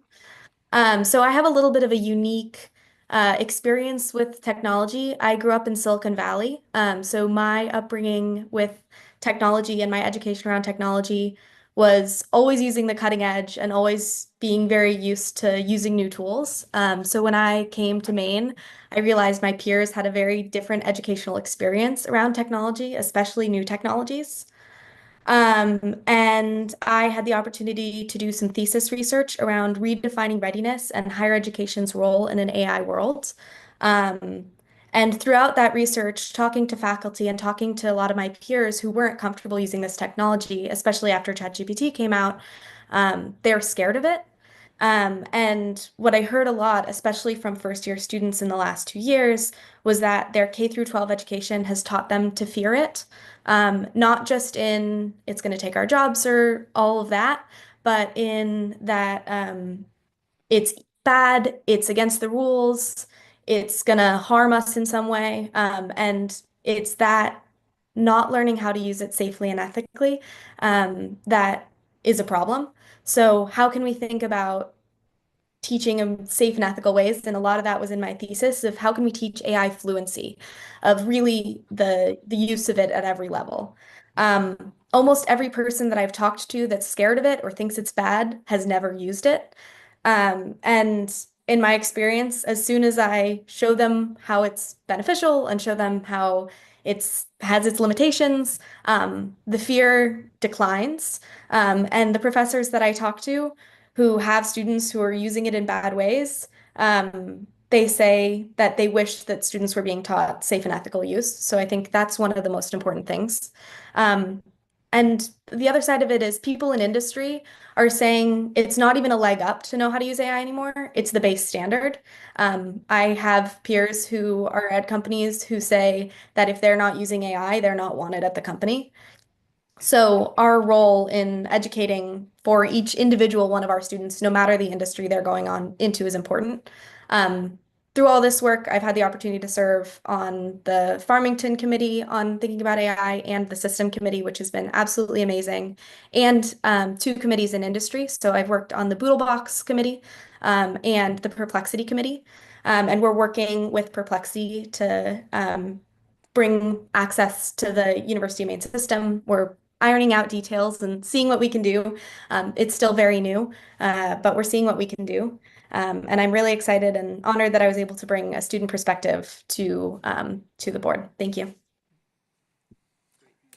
Thanks, Paloma. And on the Perplexity example, I don't want to get any more into details, but what Paloma brought to us is very, very, very, very low cost potential for a lot of people for up to a year that we have to still work through some details on, which is one of the sort of the leading tools that we could give access to. So, you know, she's overworked herself on the committee. So, and then we'll let Ryan close us out here. Yeah, so thanks everyone. Just, you know, as you can imagine, really excited about this technology. Really just want to end with a couple of thanks. You know, our group has been great. We've got 6 of them here around the table, and we're regularly attending meetings and stuff like that, so we'll set us aside. Really just, you know, you can get a flavor for how great it's been to have Paloma on our team. You know, not just the student perspective, but the expertise that she brings to it. Geeking out with her at the Farmington board meeting was by far my favorite board meeting, no offense to anyone around here. Dr. Soulon from USM is not here, but James is just right on the cutting edge of this, and so having him and bringing that faculty perspective and the classroom perspective has been fabulous. So couldn't be more excited about the team and what comes next. And then I just end and, you know, really thank the campus teams. Owen's mentioned those, but a lot of the, you know, all of the detail, some of the standards and things that we want to have in place, we don't need those done up here at the system level. They need to be done at the classroom level with faculty and staff and students, and the campuses are just doing a fabulous job. We hear that on a regular basis. And then wanted to close just previewing, as Owen said, we are working on a demo day that we hope to have sometime in the next month or so, something by Zoom. We'll record all of the individual pieces so that folks could take advantage of that. But we're imagining, you know, a series of opening. We know a lot of exciting stuff is going on out there. We just touched on a couple things that Robert's doing, but we know their faculty, staff, students, everyone's doing exciting things. And so we'd like to give folks the opportunity to show some of those off, to sign up for a slot. And if you can join live, you can watch them all. And if not, we'll put them all into categories. And so, you know, want to know some classroom tips for from faculty, here's some of those. Here's how you can just be more efficient in your day and kind of organize those as a useful tool for the administration. So it's been super exciting and look forward to finishing up our work. Wonderful. This is great news, and we read all the various publications, and so many universities are struggling and worried about whether they should advance, and I think our focus on governance and ethics and making sure we initiate this action and do it in checks and balances is brilliant. It's just really very exciting. Questions, comments? One question. That all sounded great. My only question is, when it comes to hiring practices, I know it was mentioned in the earlier presentation about AI being involved in, I think the keyword was like, analyzing different candidate profiles. So my question / concern is, how far, once this project is, further along, how far into the weeds will AI be going in actually analyzing and making decisions around candidate applications? Because I know there's limitations when it comes to their ability to sort and rank people that are applying to positions, and I just wanted to get a clarity on how much human involvement will remain in that process. Certainly invite Carolyn to jump in as well. I'd say maximum human involvement. I mean, what we're really trying to do is help organize information. And it's one of the things we heard was people kept saying, when we talked about opportunities for AI, people come back to that hiring process. And so if you think about something, when we interviewed, for instance, for the CIO position, we had to do minimum qualifications for 85 resumes. Getting AI to assist in things like minimum qualifications is perfect. Maybe an initial screening to get a flavor of the candidate pool that you have, but after that, it's humans in the loop.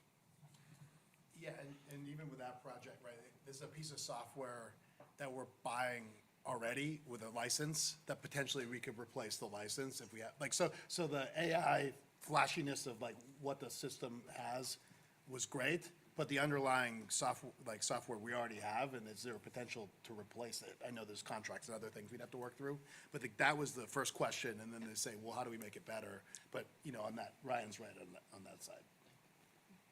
Other questions, comments, concerns? Great report, and Robert, it was lovely to see you both in life and on screen.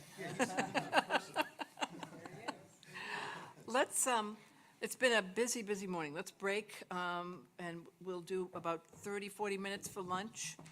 As usual, there's a buffet over here, and we can use the rooms down to the left there's some tables set up so people can mingle and chat with each other for a little bit, and then we'll reconvene at,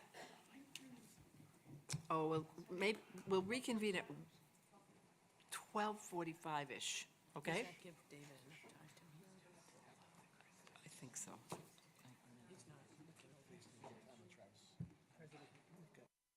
Until 12:45-ish.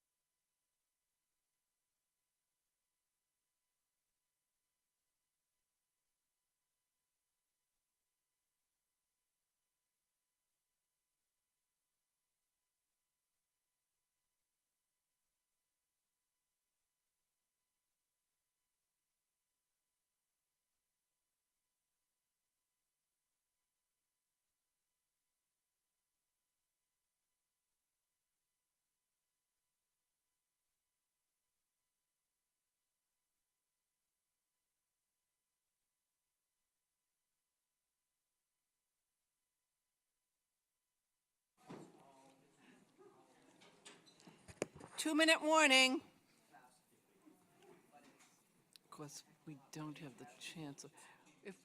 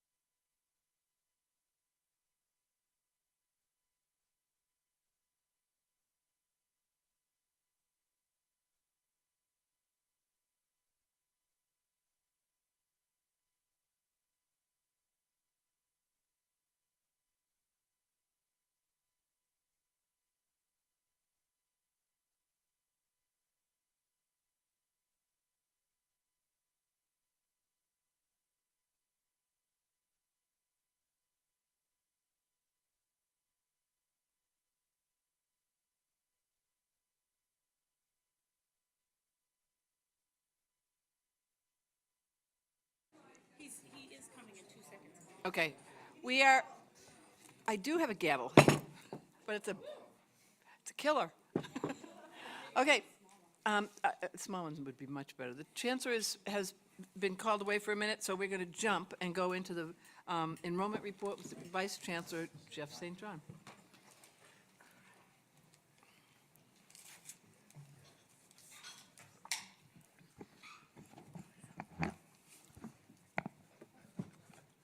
Okay. Can you hear me? Not yet. Can you hear me, Beth? Yes. Okay, great. Thank you. So normally I try to say something individually positive about each university, but I forgot last time to mention one university and caught it from the president afterwards. So I'm going to offer some general but very positive updates about our summer and fall 2025 admissions cycle. Total UMS applications are down very slightly, 1.7% over 2024. But trustees may recall that 2024 was a banner year in terms of applications. Relative to the 3 prior years, our current applications, total applications, are up 16.7% over 2021, 14.8% over 2022, and 11.2% over 2023. And I will say, with all the variables to be accounted for down the road, where we are trending is toward a very successful recruitment season for summer and our incoming fall class. I should also have said at the top that we reran these numbers last Friday to make them the most up-to-date data available for trustees. So you'll see or hear slight changes to what you've seen in your board materials. In terms of completed applications, we're up right now 2.3% over the same point last year. I think trustees have heard this report often enough to know that completed applications are an early indicator of the incoming class, the size of the incoming class. The number of completed applications in our system is currently at a 5-year high relative to this date in time over the last 4 cycles. Most of the growth can be attributed to traditional in-state applicants, which is an area where, as you all know, we've been working very hard, our universities have been working very hard to grow applications and to grow interest among Maine high school students coming out of high school for the first time and applying to one of our universities, and also our NEBI program applicants. There are a number of reasons for this, in part because we are accessible, in part because we are affordable, and in part because our enrollment teams led by our president's enrollment and admissions staff have done an increasingly effective job out of state in the other New England states in helping students think about a program that's available through NEBI that they might be wanting to take at one of our universities here in Maine. Admitted applicants are up right now very slightly over the same time last fall. Total admitted undergraduates are up And I should also say, importantly, admissions decisions are now delivered to students in our system on average 3.2 days after completed application is submitted. That's down from over 15 days in 2021. In part, you can thank the Chancellor for that. He has been very clear on this point. It's important for us to drive down the time between an application being submitted and the time a student gets an answer. And I should also say, at a couple of our universities, that time is even shorter. In 2 places within our system, that 3.2 days is closer to 1.5 days, which is tremendous. We're still competing against universities that have an almost instantaneous return on completed applications. I have my own hopes, actually, that the AI work being led by Owen and Ryan and Robert may help us with that dimension of our competitiveness as well. Total active matriculations are up in our system currently compared to last year, 3.8%, which is a fantastic and important measure of where we are. For our newer trustees, an active matriculation or an active matric is someone who said, I am coming to one of our universities, and then hasn't subsequently said, I'm not coming to one of our universities. So it's someone who said, I'm coming, and has given no indication of any other kind of decision past that point. As trustees know, college decision day for traditional students is typically May 1 each year. Matriculations will continue to grow until then. First-time, full-time matriculations will level off after that date, but transfers, including your pay students, will continue to matriculate throughout the summer, and we will do all we can to hold those who've committed and to attract more between May 1st and the end of August. First-year active matriculations for undergraduate students, summer, fall, are up 9.8% from the same point last year. And given the very strong nature of our class last year, that's probably the leading indicator of what we're looking at for summer and fall of 2025. It's a really impressive figure. Active transfer matriculations are still being calculated, but we believe right now that we're up in that figure when we account for both MCCS and non-MCCS transfer students coming in for summer and fall. And finally, two more pieces of information for you. Direct admission. Direct admit students who've gone through that process and have been admitted to one of our universities are up 15% just over last year. This is a program that's only 2+ years old in our system, and it's already shown enormous, not only promise, but purchasing power for us in terms of bringing students forward from Maine high schools who might not otherwise have considered themselves to be a potential University of Maine system student. And in terms of the payoff, matriculations for direct admitted students are up 4.6% from last year. The final note that I'll offer here is that your pay students tend to apply and matriculate later in the admission cycle than traditional students. So while we're looking good both in our your pace and non-your pace applications, completed applications, direct admit matriculation data really across the board, we should also expect to see applications and matriculations from our Your Pace programs continue to rise steadily throughout the summer and into the fall term. And for more on that, you can certainly ask President Rice if he has any comments. But all in all, trustees, I'm very pleased to say that we are on course for another very strong year of admission and enrollment at our universities. And defying the demographic cliff. What's that? Defying the demographic cliff. As the chancellor can tell you, he gets phone calls on a regular basis from people who are wondering how we're doing what we're doing. And there's increasing regional and national interest in how we are bucking the demographic trends, especially last year, and we will likely do so again this year. Don't tell. All right. Questions on the enrollment report? I just, oh, sorry. Can I just point one thing out? If you go to the tableau, you see 2021. I just will remind, well, actually, some of you weren't on the board at that time. 2021 was a year that we had a lot of deferrals because people didn't want to come to college in 2020. So I would argue that our numbers are stronger for a much longer period of time, that 2021 was actually quite artificial because of the deferral side. And with respect to the speed of action, when I came here in July of 19, the range was between 13 days and 21 days to get a decision. So what we're doing on that, I think, is, it sends a quick message to people that we actually want them, and that's why that was so very important. And one other thing on the direct admit, last year I think we had about 968 folks that we direct admitted. Of that, we got over 300 who came. If we could buy lists of 900 that we'd get 300 from every day, that would be a pretty big thing. The other thing that we're not, the direct admit on the high school level is not yet universal.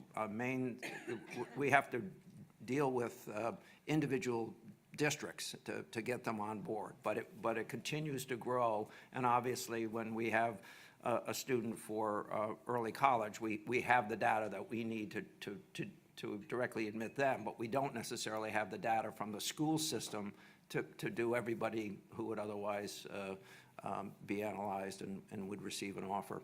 So we continue to work on this on a very active basis, and we are bucking the trend. I doubt whether we can do that forever, I don't know, but we're bucking the trend. Okay, question. Any other questions? Why don't we keep you there and talk about the next way we'll buck the trend with 90 credit hours? I would have had to have brought my 90 credit hour notes up here with me. So if you'll give me one moment. You can't just do it on.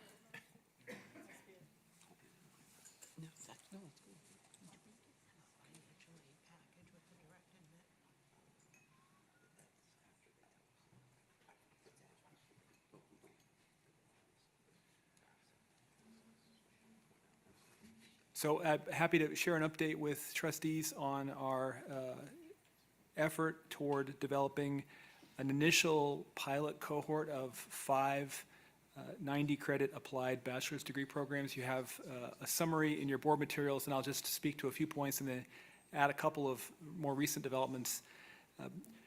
First of all, consistent with NETCHI expectations, we've working with the provosts at the universities that are delivering these programs, we will be using the word applied as part of the title or designator for each of these programs to help distinguish them from 120 credit programs in the same fields at the same university. So we have 5 programs in our pilot cohort.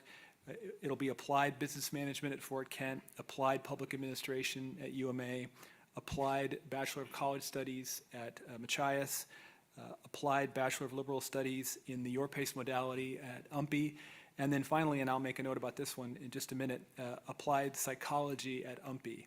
That last one has drawn particular faculty concern, and I take it very seriously because, as many of you know, applied psychology is already a field, it's a common designator and a common term of art within 120 credit programs in applied psychology. So we've been working with Ray's provost, and we think we have an idea about how to further differentiate that name for that program from any existing 120 credit applied psychology program here or elsewhere, in addition to all of the requirements that NETCHI has put in front of us for clearly marketing these programs as distinct from 120 credit offerings at our university. So we have a number of plans and steps in place to ensure that we, in our advertising and in our communication with students, with faculty advisors, professional advisors, everyone, that there's a bright delineation between applied 90 credit programs, and any other 120 credit program that also carries the word applied anywhere in the title or anywhere in the substance of the program. And that's been really important feedback from faculty, and been grateful to have it. We have launched a resource page. I take no credit for it. Jamie Ballinger and Heather Ball and my staff put everything together, and we got that out at the end of February. I thank our faculty board representatives for partly being responsible for that idea. That page is out and available for faculty, and I'll be sending it to our student reps after the meeting today so they can see it as well. We'll continue to update that resource page, so as we get more information and more news to share, we can have it in a place that's public and transparent for everyone. I've met so far since the January board meeting with our Faculty Governance Council twice, with the law faculty and the Presque Isle faculty last week. Faculty Senate meetings coming up in Orono this next week, and so on. So I'll be speaking with every Faculty Senate, every Faculty Assembly during this semester. I know the Chancellor will be entertaining questions about this topic during his spring visits as well. We're trying to be as communicative as possible with all groups as we can. I'll also say two other things. We have developed and last week shared with our provosts a template for the actual program proposals when they come forward from these 5 universities. That template is simply this: the existing regular program development and approval process for the University of Maine system with the NECHI guidance overlaid. So you have everything that is entailed in developing a program like you would for any other program, and then the things that our accreditor is requiring in order to bring these programs forward. So our faculty who are working on these programs with their deans and provosts, whoever is involved at the campus level, will have a blueprint for working through the programs at the program proposal stage. I'll also say lastly that thanks to the staff in my office and a few other folks as well, we have a massive, unenviable Excel spreadsheet going right now of all of the University of Maine system offices, policies, practices, communication flow that would in any way be affected by the introduction of these new programs into Main Street, into our communications, into the work done by registrars, financial aid directors, advisors, faculty and professional advisors, admission staff. We have a working checklist, and thanks to the timeline for this whole process, assuming that things proceed well during the course of the spring semester, and then in a meeting with the commission, the NECHI commission, at the end of November. We have quite a bit of time, but we have a large, detailed checklist for everything that we need to do to make sure that at the point at which we were prepared to introduce these programs into our system, we do so in a way that is successful, pain-free, doesn't introduce error or difficulty or confusion for anybody. So quite a bit of work going on already, quite a bit of good communication with faculty on this subject, and look forward to sharing further updates with the trustees at the May meeting. Great, thank you. And clarification that this is for adult degree completers 2 years out, or a number of other? Yes, and actually, we have, I'll thank the chair for reminding me, we have developed a safeguards or guardrails document. I do plan to share that, Chair Riley, with our faculty board representatives, with the Faculty Governance Council, to see explicitly what we've laid out. And I do want to say for all of our faculty representatives here, the document categorically excludes traditional age students from these programs. It's got multiple checks that allow only returning adult degree completers according to a definition that we've developed for our system to enroll in these programs, and no one else. We've had a number of substantive conversations about this, including with the Faculty Governance Council, and I'm pleased to say I think we have a mechanism in place that directly addresses concerns expressed by faculty on this point. Comments, questions? I know we've. Thank you. I just want to say I think this has been a really great process. Like, I think the way you've introduced it to us, brought it to us, talked to stakeholders, brought it back, and it's been in a relatively short period of time. And also I think it's a really interesting and awesome tool to have in our toolbox as a system. And so I'm excited, but I want to give credence to the sort of arc of this process as being really a good example of how this kind of thing, how we can be nimble when we talk to each other, we communicate proactively, ask tough questions, get to the heart of it. And I think it's going to be, I'm actually really excited to see what the response is, right? When you continue to update us, where are the students, what do they look like, and what needs are being met that maybe we didn't even foresee coming.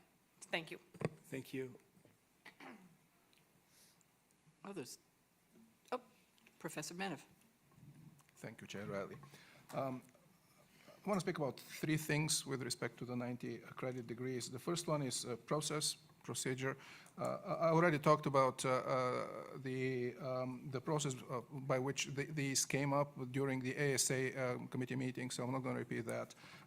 But later on, there was a competition announced or call for proposals. Maybe not. That's not the correct word. No, I began speaking with the provosts last spring, inviting each provost to talk to faculty and to talk to their president and consider whether they would like to bring one of these programs forward for the pilot cohort. So as early as last June, all of our universities' chief academic officers were aware of this, and not every university wanted to be part of this pilot cohort.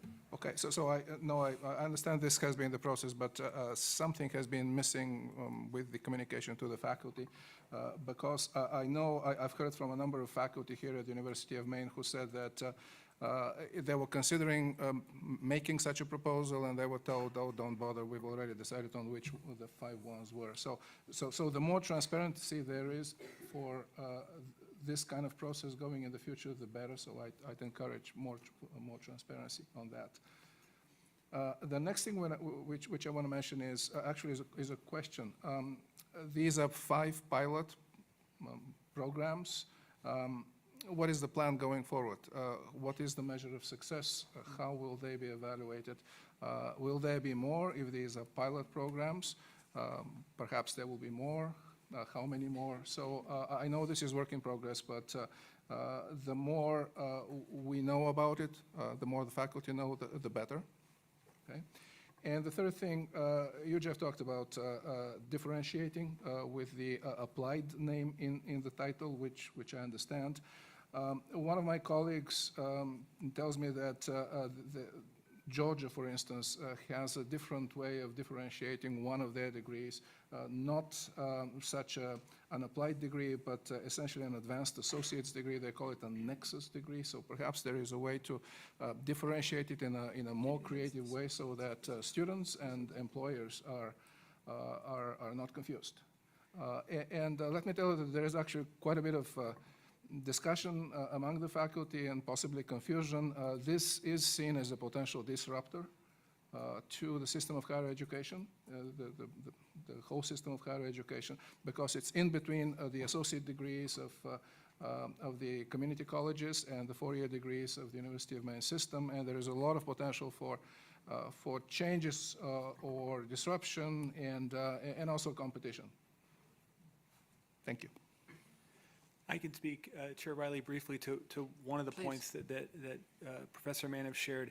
We will evaluate these programs in the same way we evaluate any other programs. So what are the learning outcomes achieved? What are the program outcomes achieved? Student persistence, student progression toward degree. And then on the other end, I've been very candid with faculty, and in fact, we just discussed with our student reps during lunch today. We won't know about the employer side of this until cohorts of students in this relatively new, nationally relatively new endeavor begin to graduate from 3-year programs, and we start getting both job placement data and employer feedback that's publicly available for us to take in and evaluate. And then, of course, bring back updates to the trustees so they can advise us on how they would like to proceed. And I would assume before any advancement beyond the 5, that would come back to the board, it would come back through NETCHI, it would come back through ASA, so there'll be a series of reviews. It has to. Despite the speed at which these programs are being looked at and proposed by universities all over the country, the arc for any one system or university is actually not very rapid. I mean, we're talking getting from here through program approval through NETCHI, and that meeting again is until the end of November. Barbara. Trustee, On the name issue, my recollection is that NECHI imposed that name, or is that the University of Maine's idea of what the name should be? NECHI gave us guidance saying there had to be some differentiator in the name so that there was a clear distinction for students. And I actually want to credit Ivan. We did look at the registrar's recommendation to me at potential alternative degree names. The problem there is that we have support from the State Department of Education now under the aegis of bachelor's degree programs to offer this 90 credit program as a variant of the 120 credit program, but introducing to the state, first the trustees and then the state, a new degree type. We'd be on an 18-month to 2-year path just to get that through all the steps. And we see this alternative, this applied designator, as far more efficient, but also achieving the same ends if we're conscientious and do it the right way. I guess I would suggest that you might want to think about not changing the official name, but coming up with a marketing tool that would allow this to be more easily distinguished. So with respect, NECHI's asked us to do both. That's the guidance that they've given us, and we're trying to do that to the best of our ability. and I think, it is a new field, and I'm kind of, for traditional students, I've always thought that the richness of 120 hours, you shouldn't go into, I hope people don't always go in at 18 and know exactly where they want to get out at 22. And so it seems to me it gives people more opportunity to experience and experiment in a traditional 18 to 22-year-old group. This is a different kind of model, and I think we need to keep them segregated. Trustee McMahon. I'm assuming we'll keep the entry requirements for a master's degree of 120 credit hours prior to entering a master's degree, that you won't be able to go directly from this 90 credits into a master's degree. So we haven't had that conversation yet, but we will. I will say that one of the things that NECHI has required of us is that we create a pathway from a 3-year program into a 4-year degree. So if you're an adult degree completer coming back and you have second thoughts midway through, we are duty bound to provide a way for you to continue on to a 4-year degree. We are candidly looking closely at regional and national competitors to see how they're handling the question that you just posed. I have Trustee Cates and Trustee McCarthy. Jeff, maybe you already answered this, I didn't hear it. So NECHI in November, then it comes, assuming there's approval, comes back here, it's got to go through ASA. No, it has to go through our approval process first. So as of last Thursday, Roger, I hope this is helpful. As of last Thursday, as ASA trustees know, there's a 2-stage program approval process in our system. Intent to plan, followed by the full program approval. All 5 intent to plans have come through the Chief Academic Officers Council meeting as of last Thursday. Immediately after that meeting, I sent all 5 intent to plans to the Faculty Governance Council for their review and consideration, giving them 4 weeks to respond. We, depending on the progress of faculty who are working on these programs, and there's no hammer from me, or believe me, we're relying on the faculty to tell us what the pace should be, but one possibility is that the program proposals themselves come back are developed with feedback by early to mid-April, and if that were the case, we could send them back out to the faculty with another 4 weeks to review before faculty go off contract for the summer and bring the 5 programs to the June ASA meeting. That has advantages from my perspective, and I've shared this with the provost, because then if something were amiss from the trustees' perspective, we would then still have the August ASA meeting to retool and bring them back. We would then be able to get them on the September board agenda and still meet our deadline with NECHI to forward them a proposal for their November meeting. So we're working backward from the NECHI deadline in all of this, but without trying to march our faculty at a pace that's not comfortable for them. So in theory, you get then NECHI approval in November. Earliest that these courses could be offered, or this program could be offered, would be when? Realistically, for a real launch, it would be fall of 2026. I mean, we could start advertising and would immediately through the spring semester, and we might have some students coming in by summer of 2026 if the programs were ready to receive them. But we would not be able to go, in my view, from an end of November approval to a January launch. We wouldn't be able to advertise until we got the approval and brought that information back to the trustees. And NETCHI doesn't offer an immediate response anyway. They'd be deliberating, following up with the letter to the chancellor and to Chair Riley, and we go from there. But getting that approval at that time allows us to be ready and start marketing as soon as we're permitted. So as you know, that there are a number of states in New England that will have a program before we do, so we don't want to have a bigger gap, and so that's why securing an agreement to be heard in November was very important. Trustee McCarthy. Thank you for the presentation. I've shared and reflect on and think I have similar concerns, though I think we're striking the right balance about potential for impact to quality, potential for disruption, and all of the things that we've heard on this subject. Though, as I've thought about the pressures on higher education in the moment we're in right now, right, the next 13 years, we're going to have high school age seniors in America graduating, and every class is going to be smaller. That group's going to be declining, and we continue to have people question the value of the debt to upside equation. I know we're more than just that, but that is something that's out in the public. And it takes time. It's, this is like a year and a half before this, or more, that this program's out there. I think we're striking the right balance because we need to be a little on the offensive versus the wait and see approach. So I appreciate that we're pushing this. Also appreciate we're having this discussion because we want to be a place of substance in the long term. Other comments, questions? Trustee Eames. Thank you. Thank you for this presentation, and I agree with Emily. This has been a really helpful, thoughtful process.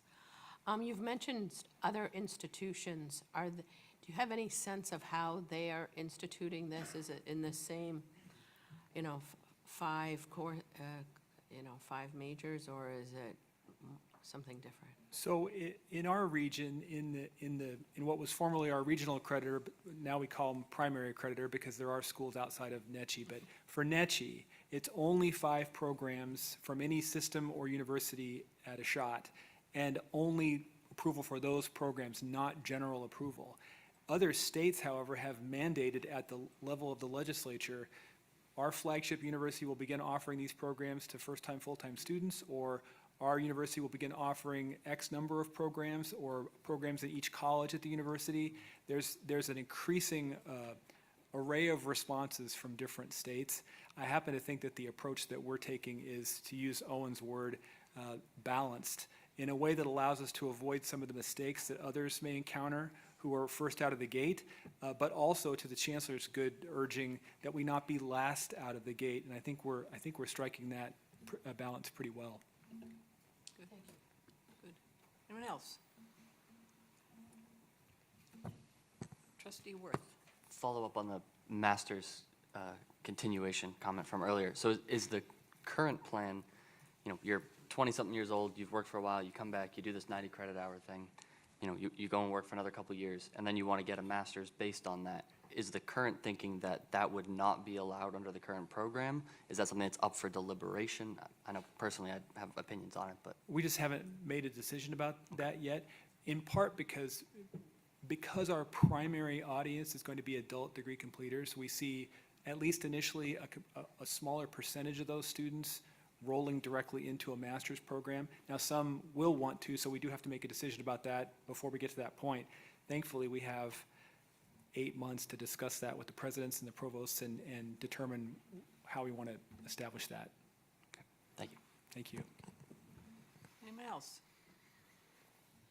Seeing none, the resolution that the Board of Trustees authorizes the University of Maine system to develop and submit up to 5 90-credit applied bachelor's degree programs for consideration by the New England Commission on Higher Education in the fall of 2025 for the purpose of providing affordable, accessible education limited to adult degree completers who seek to finish or initiate degrees for career advancement. Programs will be developed by faculty subject to the regular established process for developing new undergraduate programs. Do I have a motion? Second? Moved by one of them. Two motions, two seconds. Moved by trustee Martin, seconded by trustee Kane. All those in favor? All those opposed? Abstentions? And trustee Kemmler? Yes. Great, it's unanimous. Thank you. Thank you for all your work. And do you need another set for the next item? Tenure, do you do anything? We're now, it always is frustrating. We do our tenure reviews. The ASA committee under David McMahon's leadership had a full-day meeting and reviewed in depth the applications for tenure from our campuses, and they are extraordinary people. And one only needs to pick out any one of them, and it's really quite compelling. So this is an important meeting that we do every year, and it's important to remember all the work that went into it at the campus level and with our own ASA. Thank you, Chair Riley. Very pleased to say we had 54 outstanding tenure candidates come forward through their universities to the Academic and Student Affairs Committee of the board at the end of February. We have one tenure candidate from Farmington, one from Fort Kent, 5 from Presque Isle, 10 from UMA, 13 from USM, 24 from the University of Maine. 5 exceptions to board policy, meaning there are 5 faculty who applied to go up for tenure 1 year early. Very pleased to say all of those candidates are stellar, and there were no concerns at any level at any of the universities about the qualifications of those candidates. I read each of the 54 packets of materials put forward by the faculty and was happy to recommend them to the chancellor without reservation for consideration by the ASA trustees and then by the full board. No issues, no concerns, no irregularities. Everything was really top-notch. And if anybody doubted the quality of our institutions, you just have to read these tenure applications. They're pretty compelling and amazing. Trustee Alexander. I was always concerned about not seeing the published names of the individuals to whom we are granting tenure, which I would like to have done in order to congratulate them and have the public know who they are.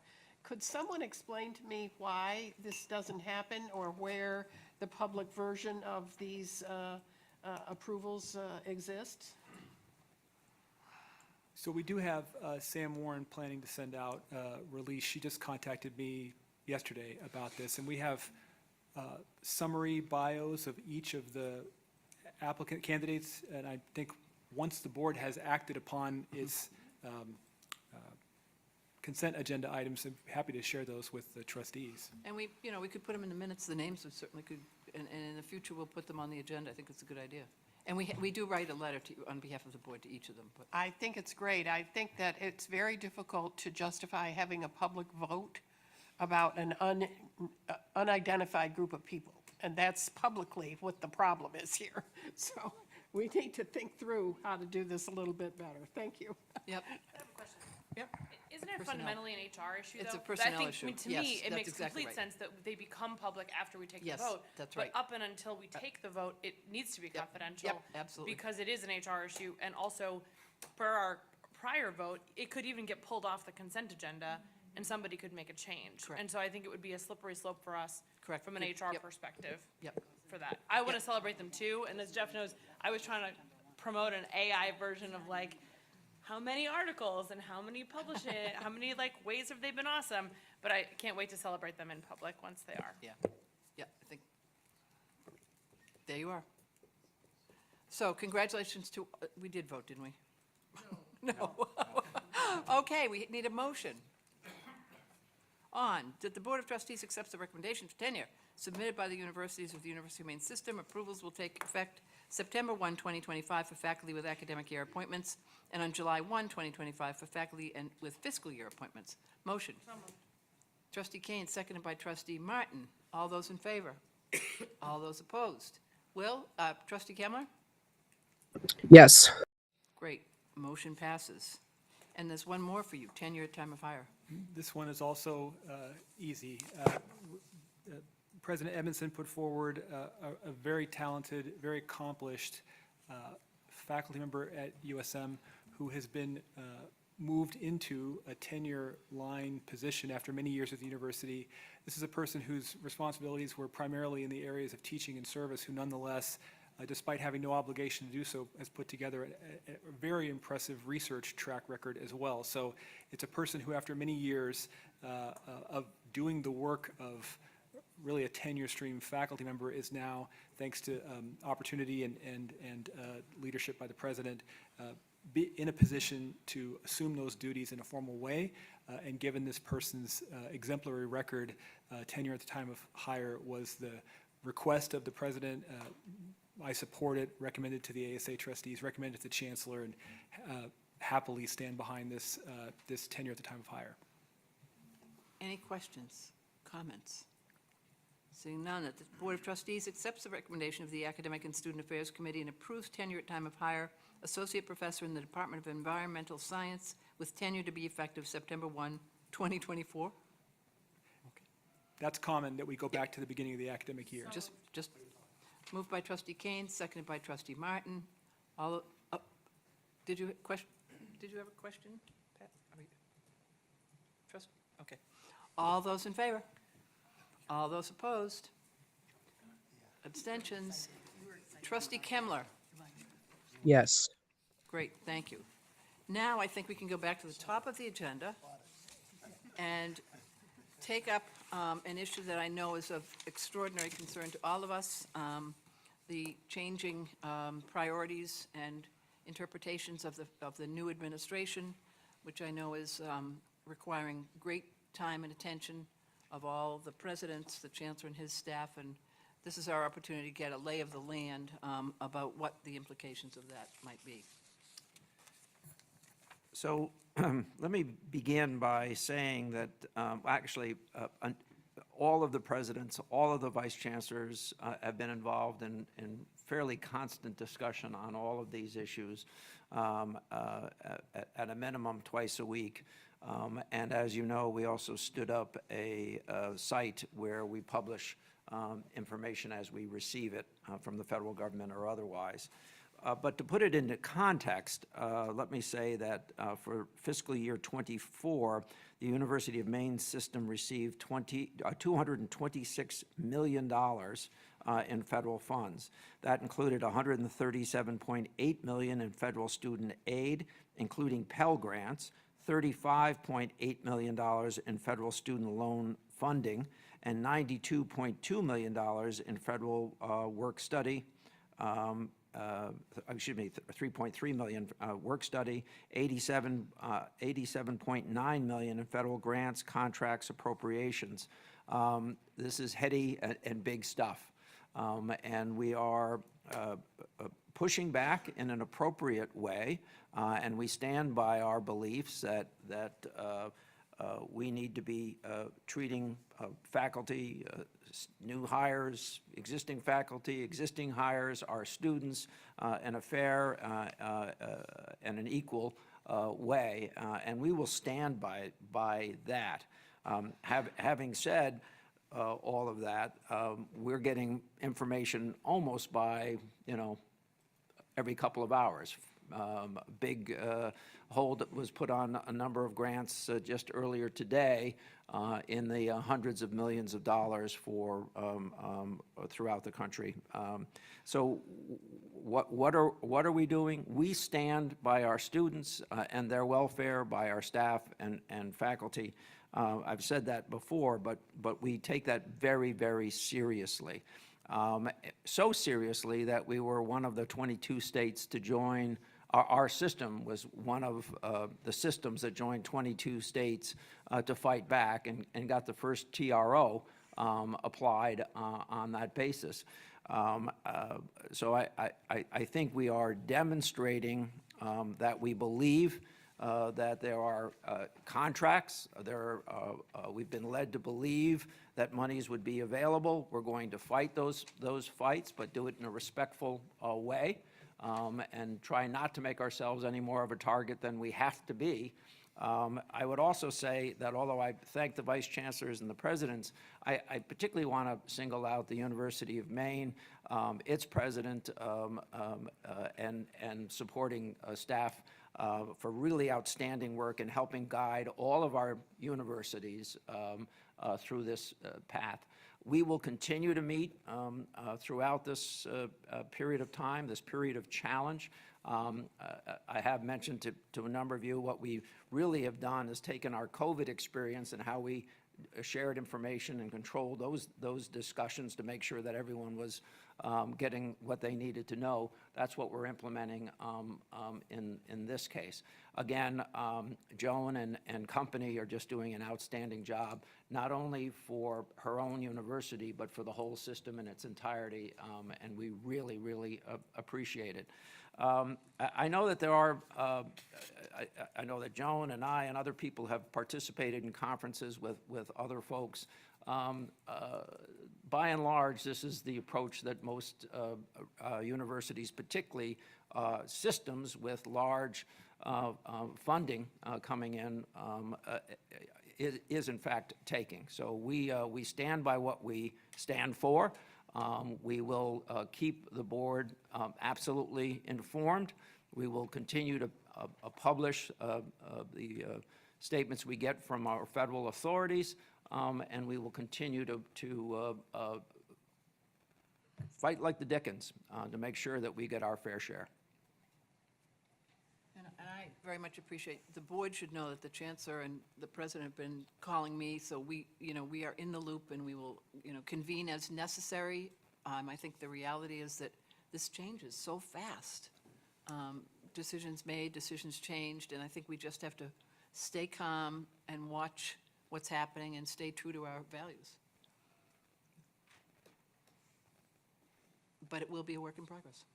Any comments or questions? Well, I didn't also, if I might, I'm sorry. Our legal folks have done an outstanding job, and the invitation of the Attorney General to join in that initial lawsuit was in about a 48-hour period of time, we probably used up 40 hours in meetings to make sure we were getting all of our information. So I do want to thank our law department, for lack of a better term, for doing really outstanding work and really leaning in on this one. So I very much appreciate that as well. And Sam, again, I referenced our website. We got that up in somewhere between 24 and 48 hours, and we're publishing documents for people to see. Other things that we have also done is try to communicate directly with those folks responsible for research, most particularly at the various universities. Certainly have had a meeting at University of Southern Maine. Congratulations on your new status by Carnegie, and at the University of Maine, but absolute outreach to support everyone who may be affected across the entirety of the system. And I think we have to do a shout out to Senator Collins. The elimination of the C grant was a profound shock to the system, and the senator went to work with the rest of the delegation, and we are now able to renegotiate that C grant. So very important intervention by the senator, for whom we thank her profusely. Trustee Alexander. I wonder if it would be helpful to the public to understand the scope and scale of the federal funding that we currently receive, and that are vital to the funding of our research, our student support systems, our Pell Grants, and various other things. This is not a minor item in terms of importance to us, and could have significant effects because, in fact, we don't know exactly what will happen with all or any of these programs. But I do think it would be helpful to give a good rundown of the dollars involved that we're keeping an eye on. And the chancellor did mention there's $228 million from the University of Maine. But then I guess we do need to think about the Pell Grants at other campuses and the research at USM and get it. It is all in it? Okay, sorry. That's all in it. So it's Okay. 228 million. 220 million. In That's a big 24. number. In- Thank you. 226 in 24? In fiscal 24. So that gives you a sense. I just want to say, I think it's not the same from a public health perspective, but I think the communication structure, the decision to go the route of the COVID communication is excellent. It's funny, I looked at my calendar, it was exactly 5 years ago today, Yes. I was confirmed by the Senate for this role, and it was 48 hours later, everything shut down. And so I was thinking about how important that communication, stand-up, set-up communication that has been ongoing, in fact, in many cases, I think, across our campuses. And it's a really helpful tool because it gives people one place to get information in a world where we are inundated with what does this mean, what does this mean? So I think the more you can keep up that clear, consistent, data-driven, with the numbers, here's what we know, and then also here's what we don't know, I think it helps. You know, it's sort of like being on a rocky ocean that maybe the Sea Grant College would study. But we're in a storm, right? Because we're trying to figure out how to reach calmer waters. And so I'll stop trying to make analogies now, and I will go back to just saying thank you for direct communication and often and clear. And public is, especially for the public, is great. Thank you. And I think the Chancellor's done a good job reaching out to the Attorney General, the Department of Education. Pender was here earlier. I mean, we're all in this together, and we need to sort of stay focused, so. I suspect this is going to be an agenda item on our meetings for months to come. So, anything else? No, by way of reference, well, thank you for the comments. We've been blaming you for COVID for a long time. I'll just,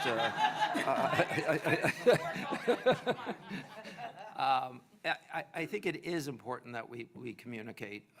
And there's a lot of things that, you know,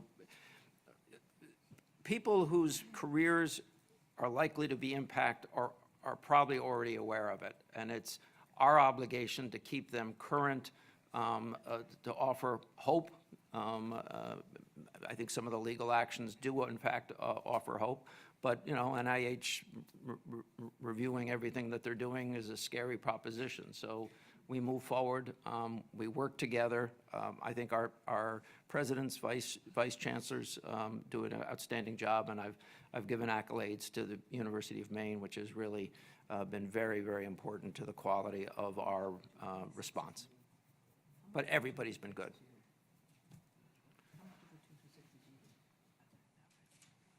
Okay, anything else? On that, we'll keep this front and center and move on. Vice Chancellor for Finance and Administration.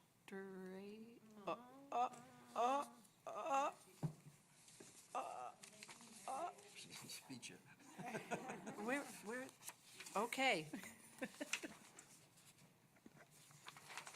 We good? Tab 8, sorry, Vice Chancellor Dorsey. That's okay.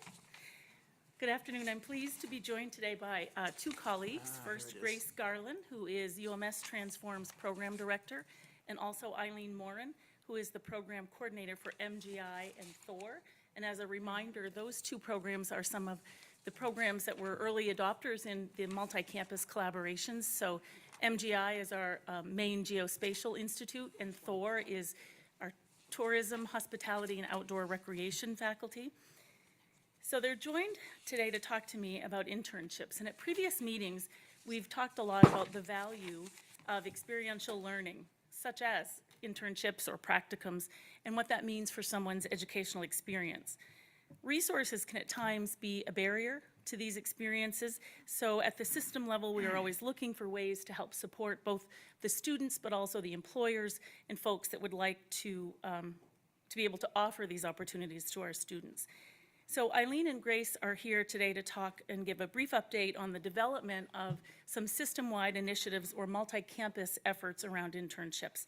It's a new model that we are attempting to work through. It has a cost share between the employer, the Maine Recovery and Jobs Program here with the state of Maine, and also UMS Transforms, the fund, as you know, that is supported by the funding of the Harold Alphon Foundation. So I would like to welcome first Grace to talk a little bit about how this fits into the pillars underneath the UMS Transforms initiative, and then Eileen to explain the internships.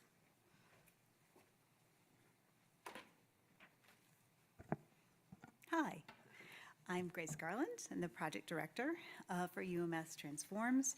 And in this capacity, I report to President and Vice Chancellor Farini Monday and Vice Chancellor Carolyn Dorsey, who you will recall were here in January to give you a high-level overview of UMS Transforms as a whole. Today I'm here to connect and contextualize a specific internship program that is a terrific example of what UMS Transforms is seeking to promote through its Pathways to Career program. Let me preface this by saying that this is by no means the only great example of work being done in this pilot phase of Pathways to Careers initiative, which goes through June of this year. UMaine's Foster Center for Innovation, for example, and in particular, Renee Kelly, who's the Associate VP for Strategic Partnerships, Innovation Resources, and Engagement at UMaine, has been a strategic partner from the start.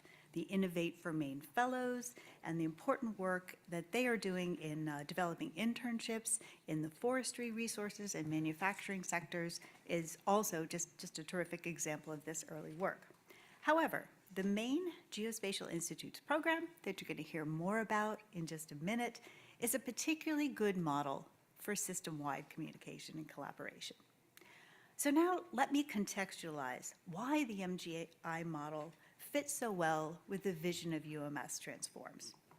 Student success and retention, one of the 4 key areas of Transforms, takes an innovative approach to enhancing student engagement through research learning, academic support, and real-world experience.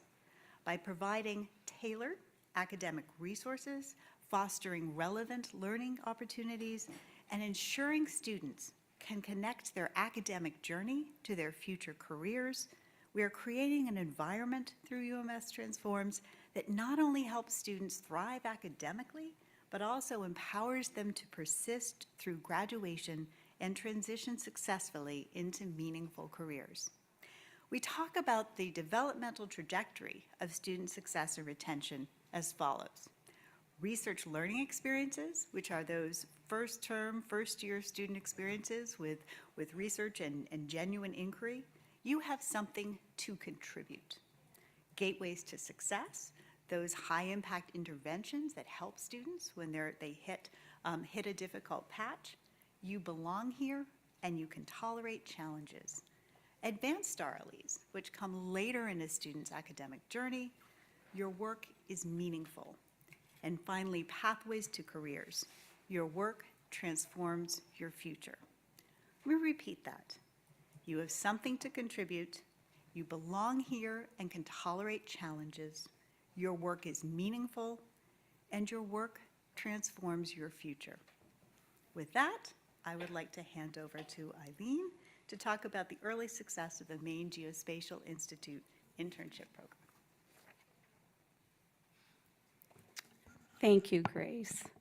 Hello, and thank you for listening today. My name is Eileen Moran, and I help to coordinate projects for 2 of the UMS institutes, the Thor Institute and the Maine Geospatial Institute, or MGI.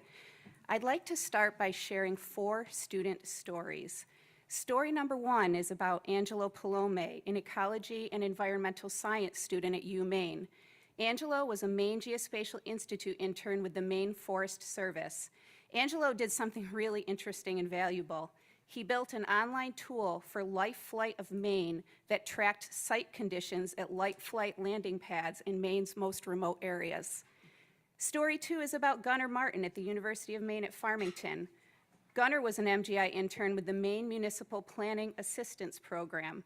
Gunnar used his mapping skills to analyze residential and commercial development in the state of Maine to determine whether local comprehensive plans were aligned with actual outcomes. Story 3 is Sandlin Preeks. She's a public policy program student at the University of Southern Maine. Sandlin was an MGI intern for the New England Environmental Finance Center. She mapped the craft beverage industry and supply chain efficiencies in Maine for the Maine Better Bev program. And my final student story is about Sarah McCullough. Sarah, a current UMaine junior, lived in a cabin in remote Cobscook Bay as an MGI intern for the nonprofit Maine Rockweed Coalition.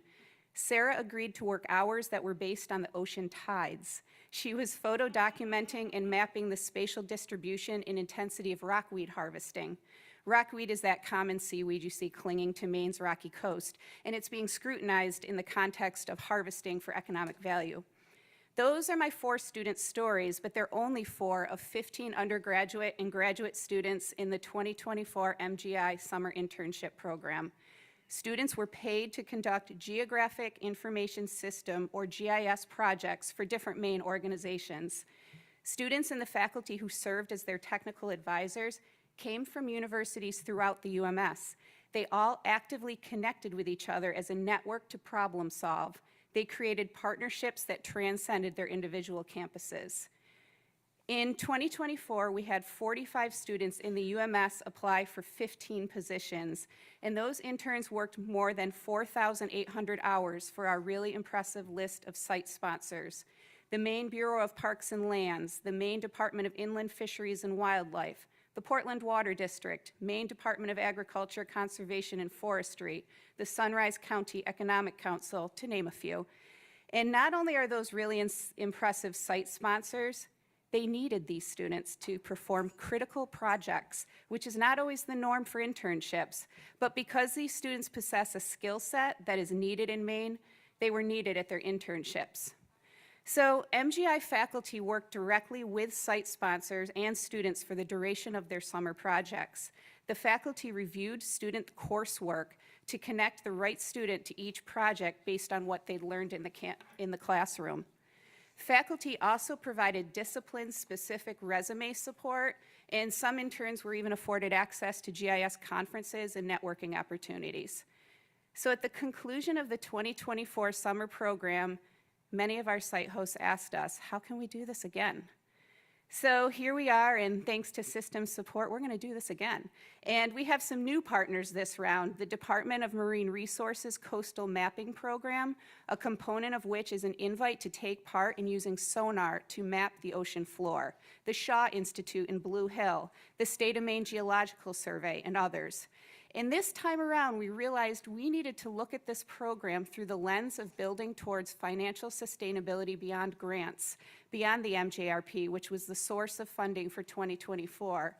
This year, we will continue with the UMS Transform supports for 2025, but we've also implemented a cost share structure for returning partners so that they contribute toward the student wages for the project. So when I opened up the online applications for 2025 a few weeks ago, we had students begin to apply from throughout the UMS, but also from Florida State, Tulane, Brown, Southern Illinois, Virginia Commonwealth, and the University of Minnesota. So apparently these opportunities have national level pull, and while we can't accommodate students outside of the UMS, the evidence of value and interest and need is there, and maybe those students will consider a university in the UMS for future learning. This year, we have more than 50 students from within the UMS who have applied for summer of 2025. So before I wrap up, I'd like to share with you a Where Are They Now updates for those 4 students from the beginning who participated in our 2024 program. Life Flight Angelo graduated and was hired full-time by the Maine Forest Service.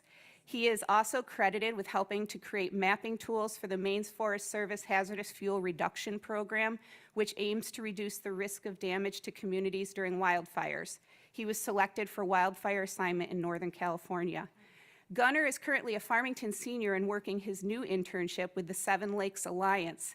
There he is mapping the impact of nitrogen loading from septic systems in Maine, which is a critical component to conserving clean water.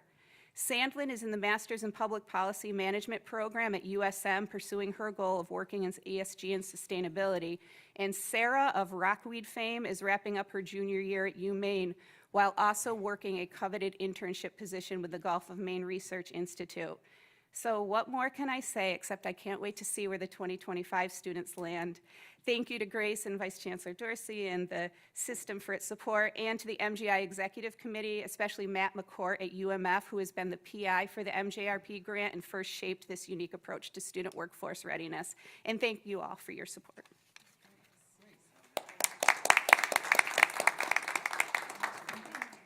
So I appreciate the time and the break that we had from the agenda and the decision-making that you have to do to hear about these exciting educational experiences and showcase really a partnership that it ticks a lot of boxes that as the Vice Chancellor for Strategic Initiatives that fall under my office. So it's a great example of unified accreditation.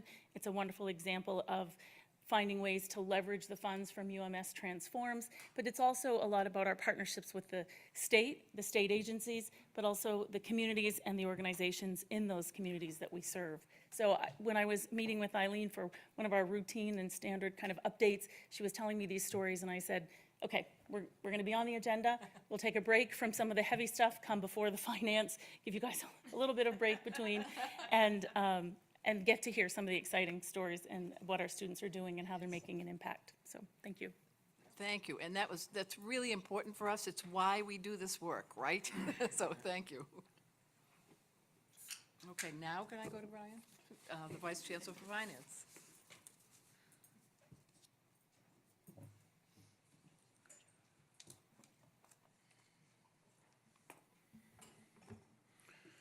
Not sure how to take that you needed a break before finance.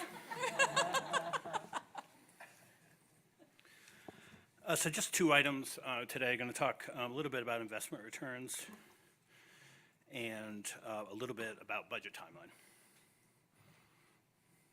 So let me start with investment returns. And I'm going to wrap, my longtime fans here know that I always talk about how volatile these are. And so everything I'm going to tell you, I'm going to wipe out with my comments at the end of my prepared notes. So the managed investment pool with a market value of $381 million at the close of January saw a gain of 2.3% for the month. It's up 5.3% fiscal year to date. And we estimate that the MIP lost about 1% in the month of February. The pension fund with a January market value of $17 million also saw a gain for the month of 1.7% and is up 3.7% for the fiscal year to date. NEPC estimates a February gain of 0.7% in the pension fund.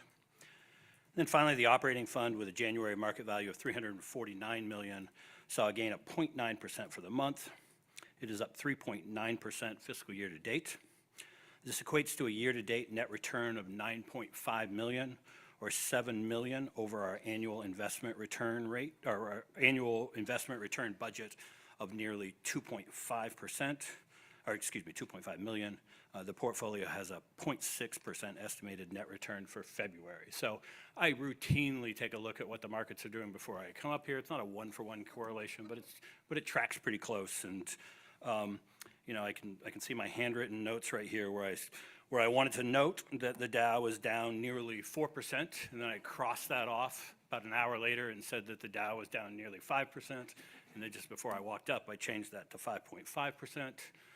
I've got notes that noting we were down 525 points when I started this, and now we're down more than 850. So it's a challenge. There's a lot of stuff going on there, and we're fortunate to be up during all of this volatility, and we always hope that we end at zero, and if it's a better story, then that's great, and we'll have a wonderful conversation about that, but really, really volatile. So let me talk just a little bit about the budget. Budget materials from all of the campuses, just an incredible amount of work to get us to this spot where we are. Those will all be posted either later today or tomorrow morning. So you can go in and see all of the campus and system budget presentations. As a reminder, the full day FFT meeting is on March the 19th. Campuses will be up anywhere between 50 and 70 minutes. This is your opportunity if you're interested in the budgets and the campus budgets. This is a full day of that.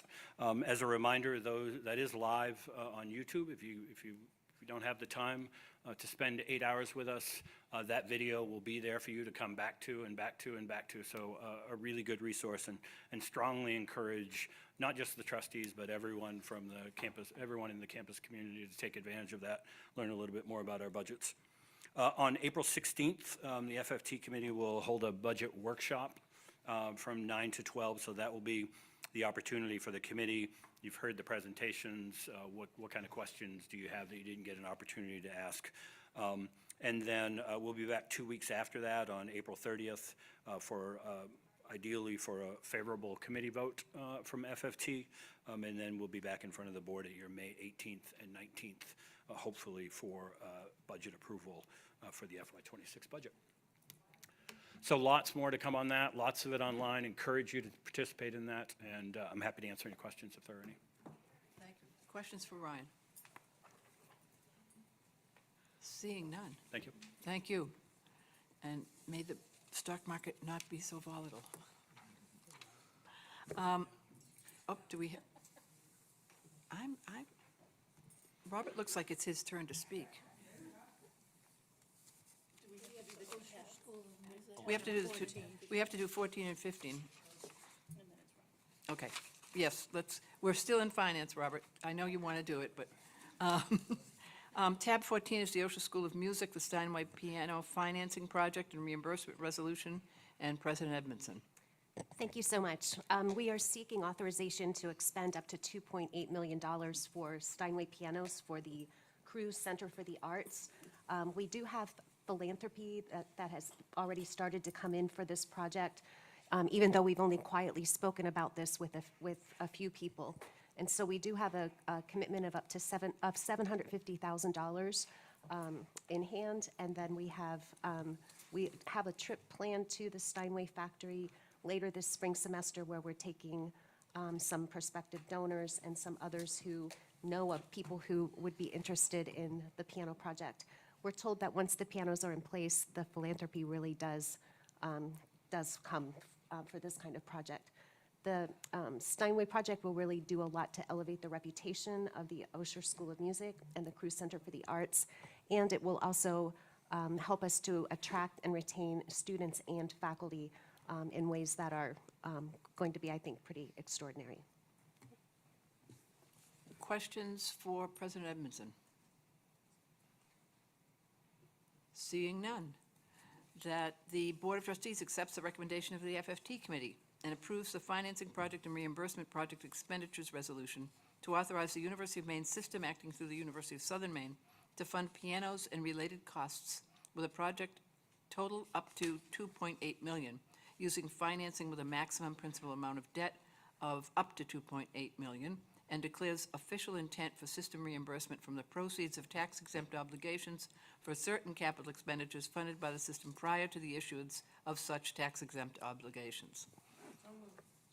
Moved by Trustee Kane, seconded by Trustee Cates. Any further comments? Seeing none, all those in favor? All those opposed?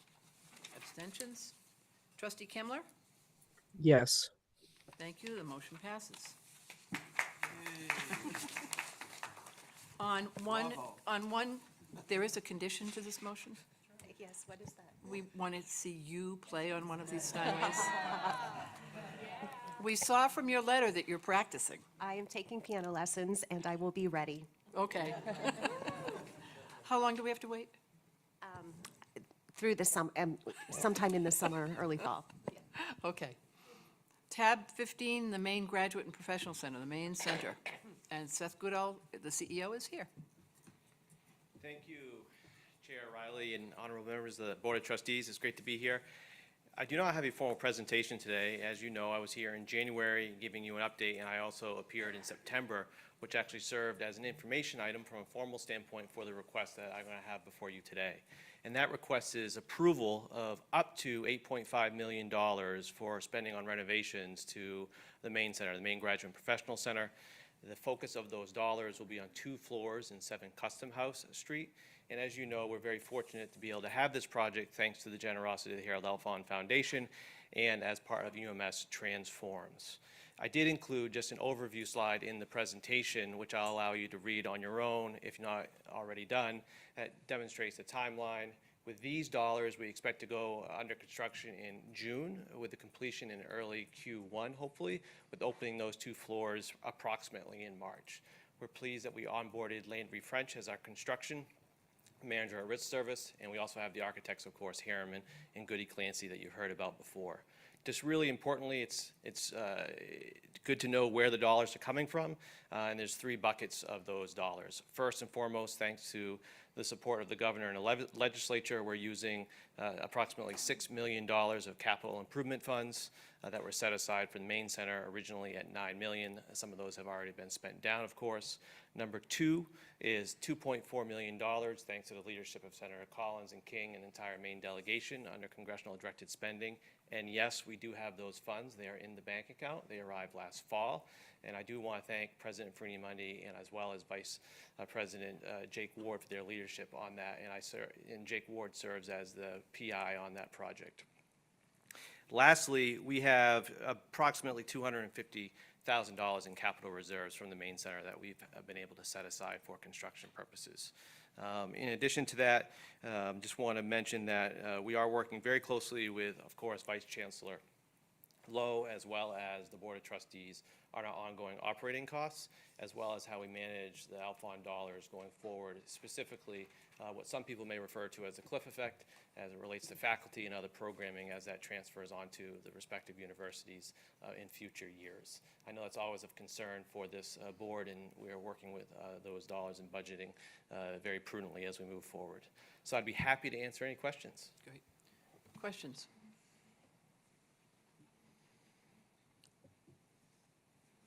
Okay. Seeing none, I'll go to the motion. That the Board of Trustees accepts the recommendation of the FFT and authorizes the University of Maine system acting through the Maine Center to spend up to $8.5 million for renovations and capital improvements at the Maine Center in Portland, Maine. Moved by Trustee Kane, seconded by Trustee Martin. All those in favor? All those opposed? Abstentions? Trustee Kemmler? Yes. Congratulations, and we hope Thank you. building costs stay reasonable. Now, we would very much like to turn to the Chief Information Officer. Is it really him, though? Is it really? Yeah. I hope you all enjoyed that video. I was chatting during lunch with a few folks that didn't realize that I didn't say any of those words. So it was an it AI sounded version like of you. me. Yeah, I trained an AI software tool for 30 seconds on my speech and my tone and my appearance. And then I wrote the script using AI to talk about a program I wrote with AI that has AI in it. So, Amazing. fun. Amazing. And I was showing it to my family and I had to keep saying, no, that's not me. So appreciate the opportunity to give you an update on the Unified Catalog Initiative. And unfortunately, it's not short, and I know I'm the end of the day, and we should always have the shortest This is a one. board that but cares deeply about the Unified Catalog. You go that's what for it. I was going to say. It's too important to skimp. We have numerous projects underway in IT, not just IT, but across the board. Our colleagues are just dead out, flat out, whatever you want to say, with so many projects. But the most important project is the Unified Catalog Initiative, to get that tied up. That is going to really elevate so many things that we do. But, you know, we're still working on things. I was just made eye contact with President Rice. He's got 1,000 things going on over there, enrollment going out of his ears, and he needs IT support, so we're not going to say no either. But so, and before I give the update on all the projects, I wanted to publicly thank particularly Dr. Jeff St. John and his leadership over the years for this project. He's really done the heavy lift. It won't ever be recognized because it's not the project, but the articulation agreements, the conversations with the faculty, getting things in line, and some software packages that he drove home. Really appreciate him.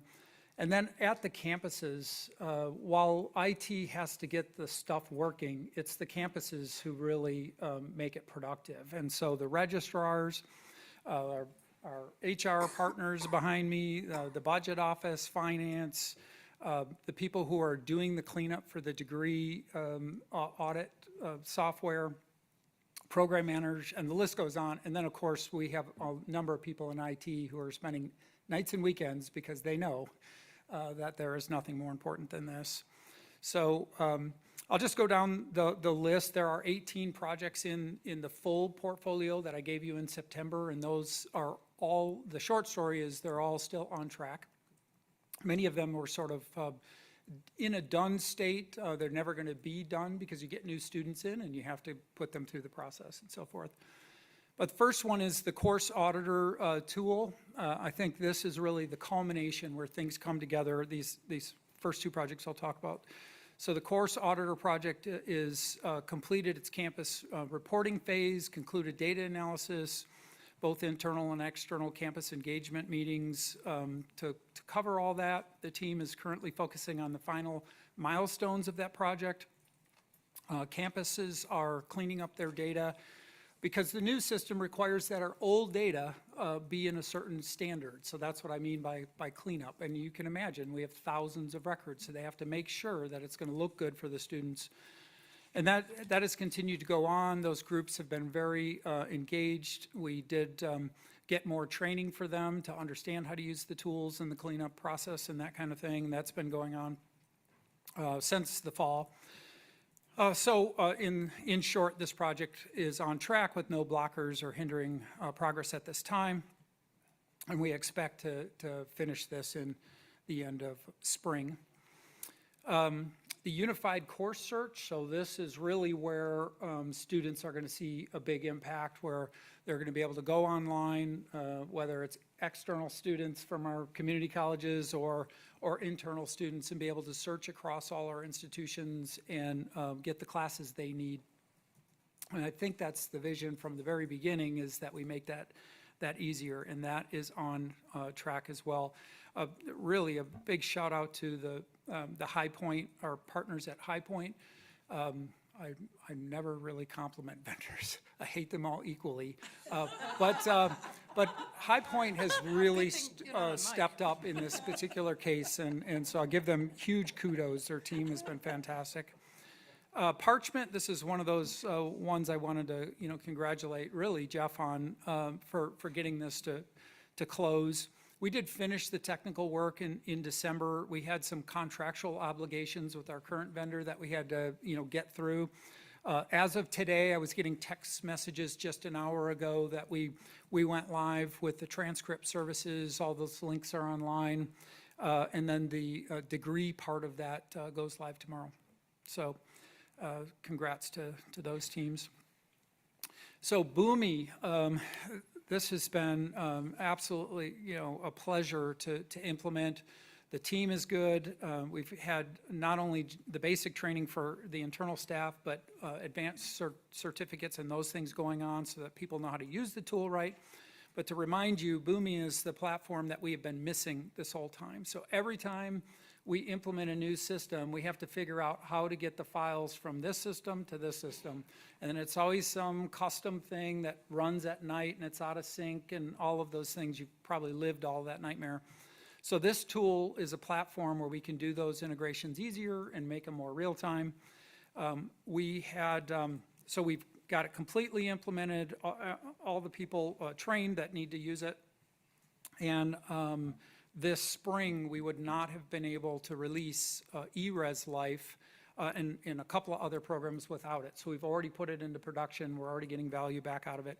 And the next thing that we're working on is the live syncing of our Salesforce with admissions. So that that's been the most complicated one. Of course, we've been working on that from the very beginning. So really great. I couldn't be happier with how that's turned out. So the overall Unified Catalog Initiative continues to progress on schedule. The key projects are meeting their respective deadlines. As I mentioned, there's 18 of them in that document, so they all have sort of different due by dates in there. And I think that the next board meeting that we should have a celebration or something, because I will be providing you a more detailed update in that portfolio that I did in September that ties everything together, so. Great. So does that mean at the May meeting, we can actually get a live presentation of what the unified catalog looks like? Yeah, I'll commit to that right now, and then I'll have my IT people call me tonight. Well, but Robert, you said spring, and Yeah. and June 21st is summer, so. Yeah. Yeah, well, there is, I mean, like I said, there's so many pieces of it. The thing that you really want to get released, that unified search and that course auditor, those tools, absolutely, we'll demo that. There are some things. We heard it here. Yeah, Great, thank you. yeah. Yes, ma'am. Yeah, well, congratulations, almost. Well, we've been hearing about this, I think probably, Kelly, since you and I first came on the board some years ago. So I'm probably out of my lane for making this suggestion, but I Okay. would like to recommend that you work with the marketing folks, because I think students coming in would be thrilled to know that they could take classes from other campuses, and it wouldn't be that hard to do. So congratulations. Yeah, and I thank think you. this is just a huge step forward for us. Yeah, thanks, will do. And engage Sam, because we also know we have public officials who are very keenly interested in this too. 100%, yeah, she's always involved. Any other questions for Trustee McMahon? Yes, sir. Jeff St. John mentioned that time to decision on applications, we've got it down to a day and a half in some places. Is anything you're instituting going to give us instantaneous decision-making like some of our competitors are doing? Or is that another development within the back office systems? So yes and no, I guess, depending on how you look at it. But it's yes, because the students are going to have real-time access to the information to make their own decisions. They won't have to wait for an advisor. They're going to be able to see, here's my degree plan. Here. Meaning admission decisions. Oh, and admissions decisions? Well, Parchment. That has sped up the beginning of that process. Some things that we're adding on that I wouldn't call Unified Catalog Initiative, they will. Friday, we had a meeting with President Reif's team to automate their admission process for UPACE in a completely different way. But I wouldn't count that in this project. That's another one. So. Other questions or concerns? It's great news. Oops. Yeah. Question for you. Uh-huh. Thanks for this great presentation. How close, as we think about other tools that we may want to search across a system level, are we to be having a model, like a GPT model that just input X database across, whatever function and have pull up? So internally, Ryan and I are, talking about that all the time. And Trustee McCarthy, yeah, end of the day. But anyways, where we're really at right now is the tools are changing so fast. I started one of my coding projects using Claude, and it was really, doing well. And then the next day it was Cursor. And a week later, that product was really not even close to what I'm using now, which is called Windsurfer. So, for us to give you advice on, well, let's all buy this, and we have to buy it for a year and buy it for everybody, and it's $3 million, and then 2 weeks later, something is better. We're trying to see if this will settle down and then we can, give a recommendation. The other thing is, we do have a system that we had tested internally, having an AI on our high-performance cluster here so that we could just use an internal system. Again, every time we turned around, there was a new model. We needed new hardware. NVIDIA is coming out with some things in May that will make it affordable for us to have our own internal model. So, it just really depends on how things shake out in the next 6 months or so. That's how we're feeling. Others? Great, thank you so much. Yeah, it's nice to see you all. And really, May's going to be fun. Yeah, one way or another. We'll be the guinea pigs to see if it's really going to work for students. We now move to the consent agenda. Vice Chair Eames. Thank you, Trish. I move for the Board of Trustees to approve the consent agenda items, acceptance of the minutes and the honorary degrees for 2026. The consent agenda items are tabs 17 through 18 in the meeting materials. Could I have a second? I saw you first, Trustee Kane. With the second, all those in favor? Any opposed? Will?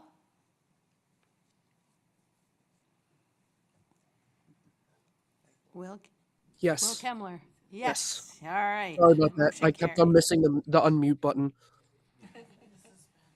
Yeah, the suspense. The motion carries. Wonderful.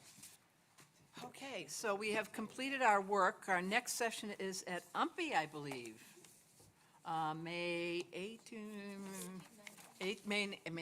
and 19th. We'll have plenty to talk about, and that will be a full meeting where we get together in the afternoon with everyone, and then move into the Monday session since everyone's traveling. So, and we're hoping that it will not snow, but there's no guarantees.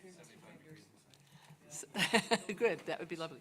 With that, I would like to ask the board to go into a brief executive session, and I need a motion to, and we have the next room, and I'd like to do that swiftly. Okay, under the conditions that are listed on the agenda, right, okay, moved by Trustee Kane, seconded by Trustee Martin. All those in favor? All those opposed? Can we do it for real? I'm sorry, I was being, we should do it for real. Could I have a motion for the Board of Trustees to go into executive session under the provisions of 1 MRSA Section 405-6A to discuss the evaluation of personnel, consideration and discussion of appointments, employment, and duties, and the remaining Section 405-6C, 405-6D, and 405-6E? Second. Great, okay. All those in favor? All those opposed? And we'll be brief, but let's go into the next room so that we can get people back on the road. Trustees, or are you saying everybody? It's just, I don't think, no, just trustees, just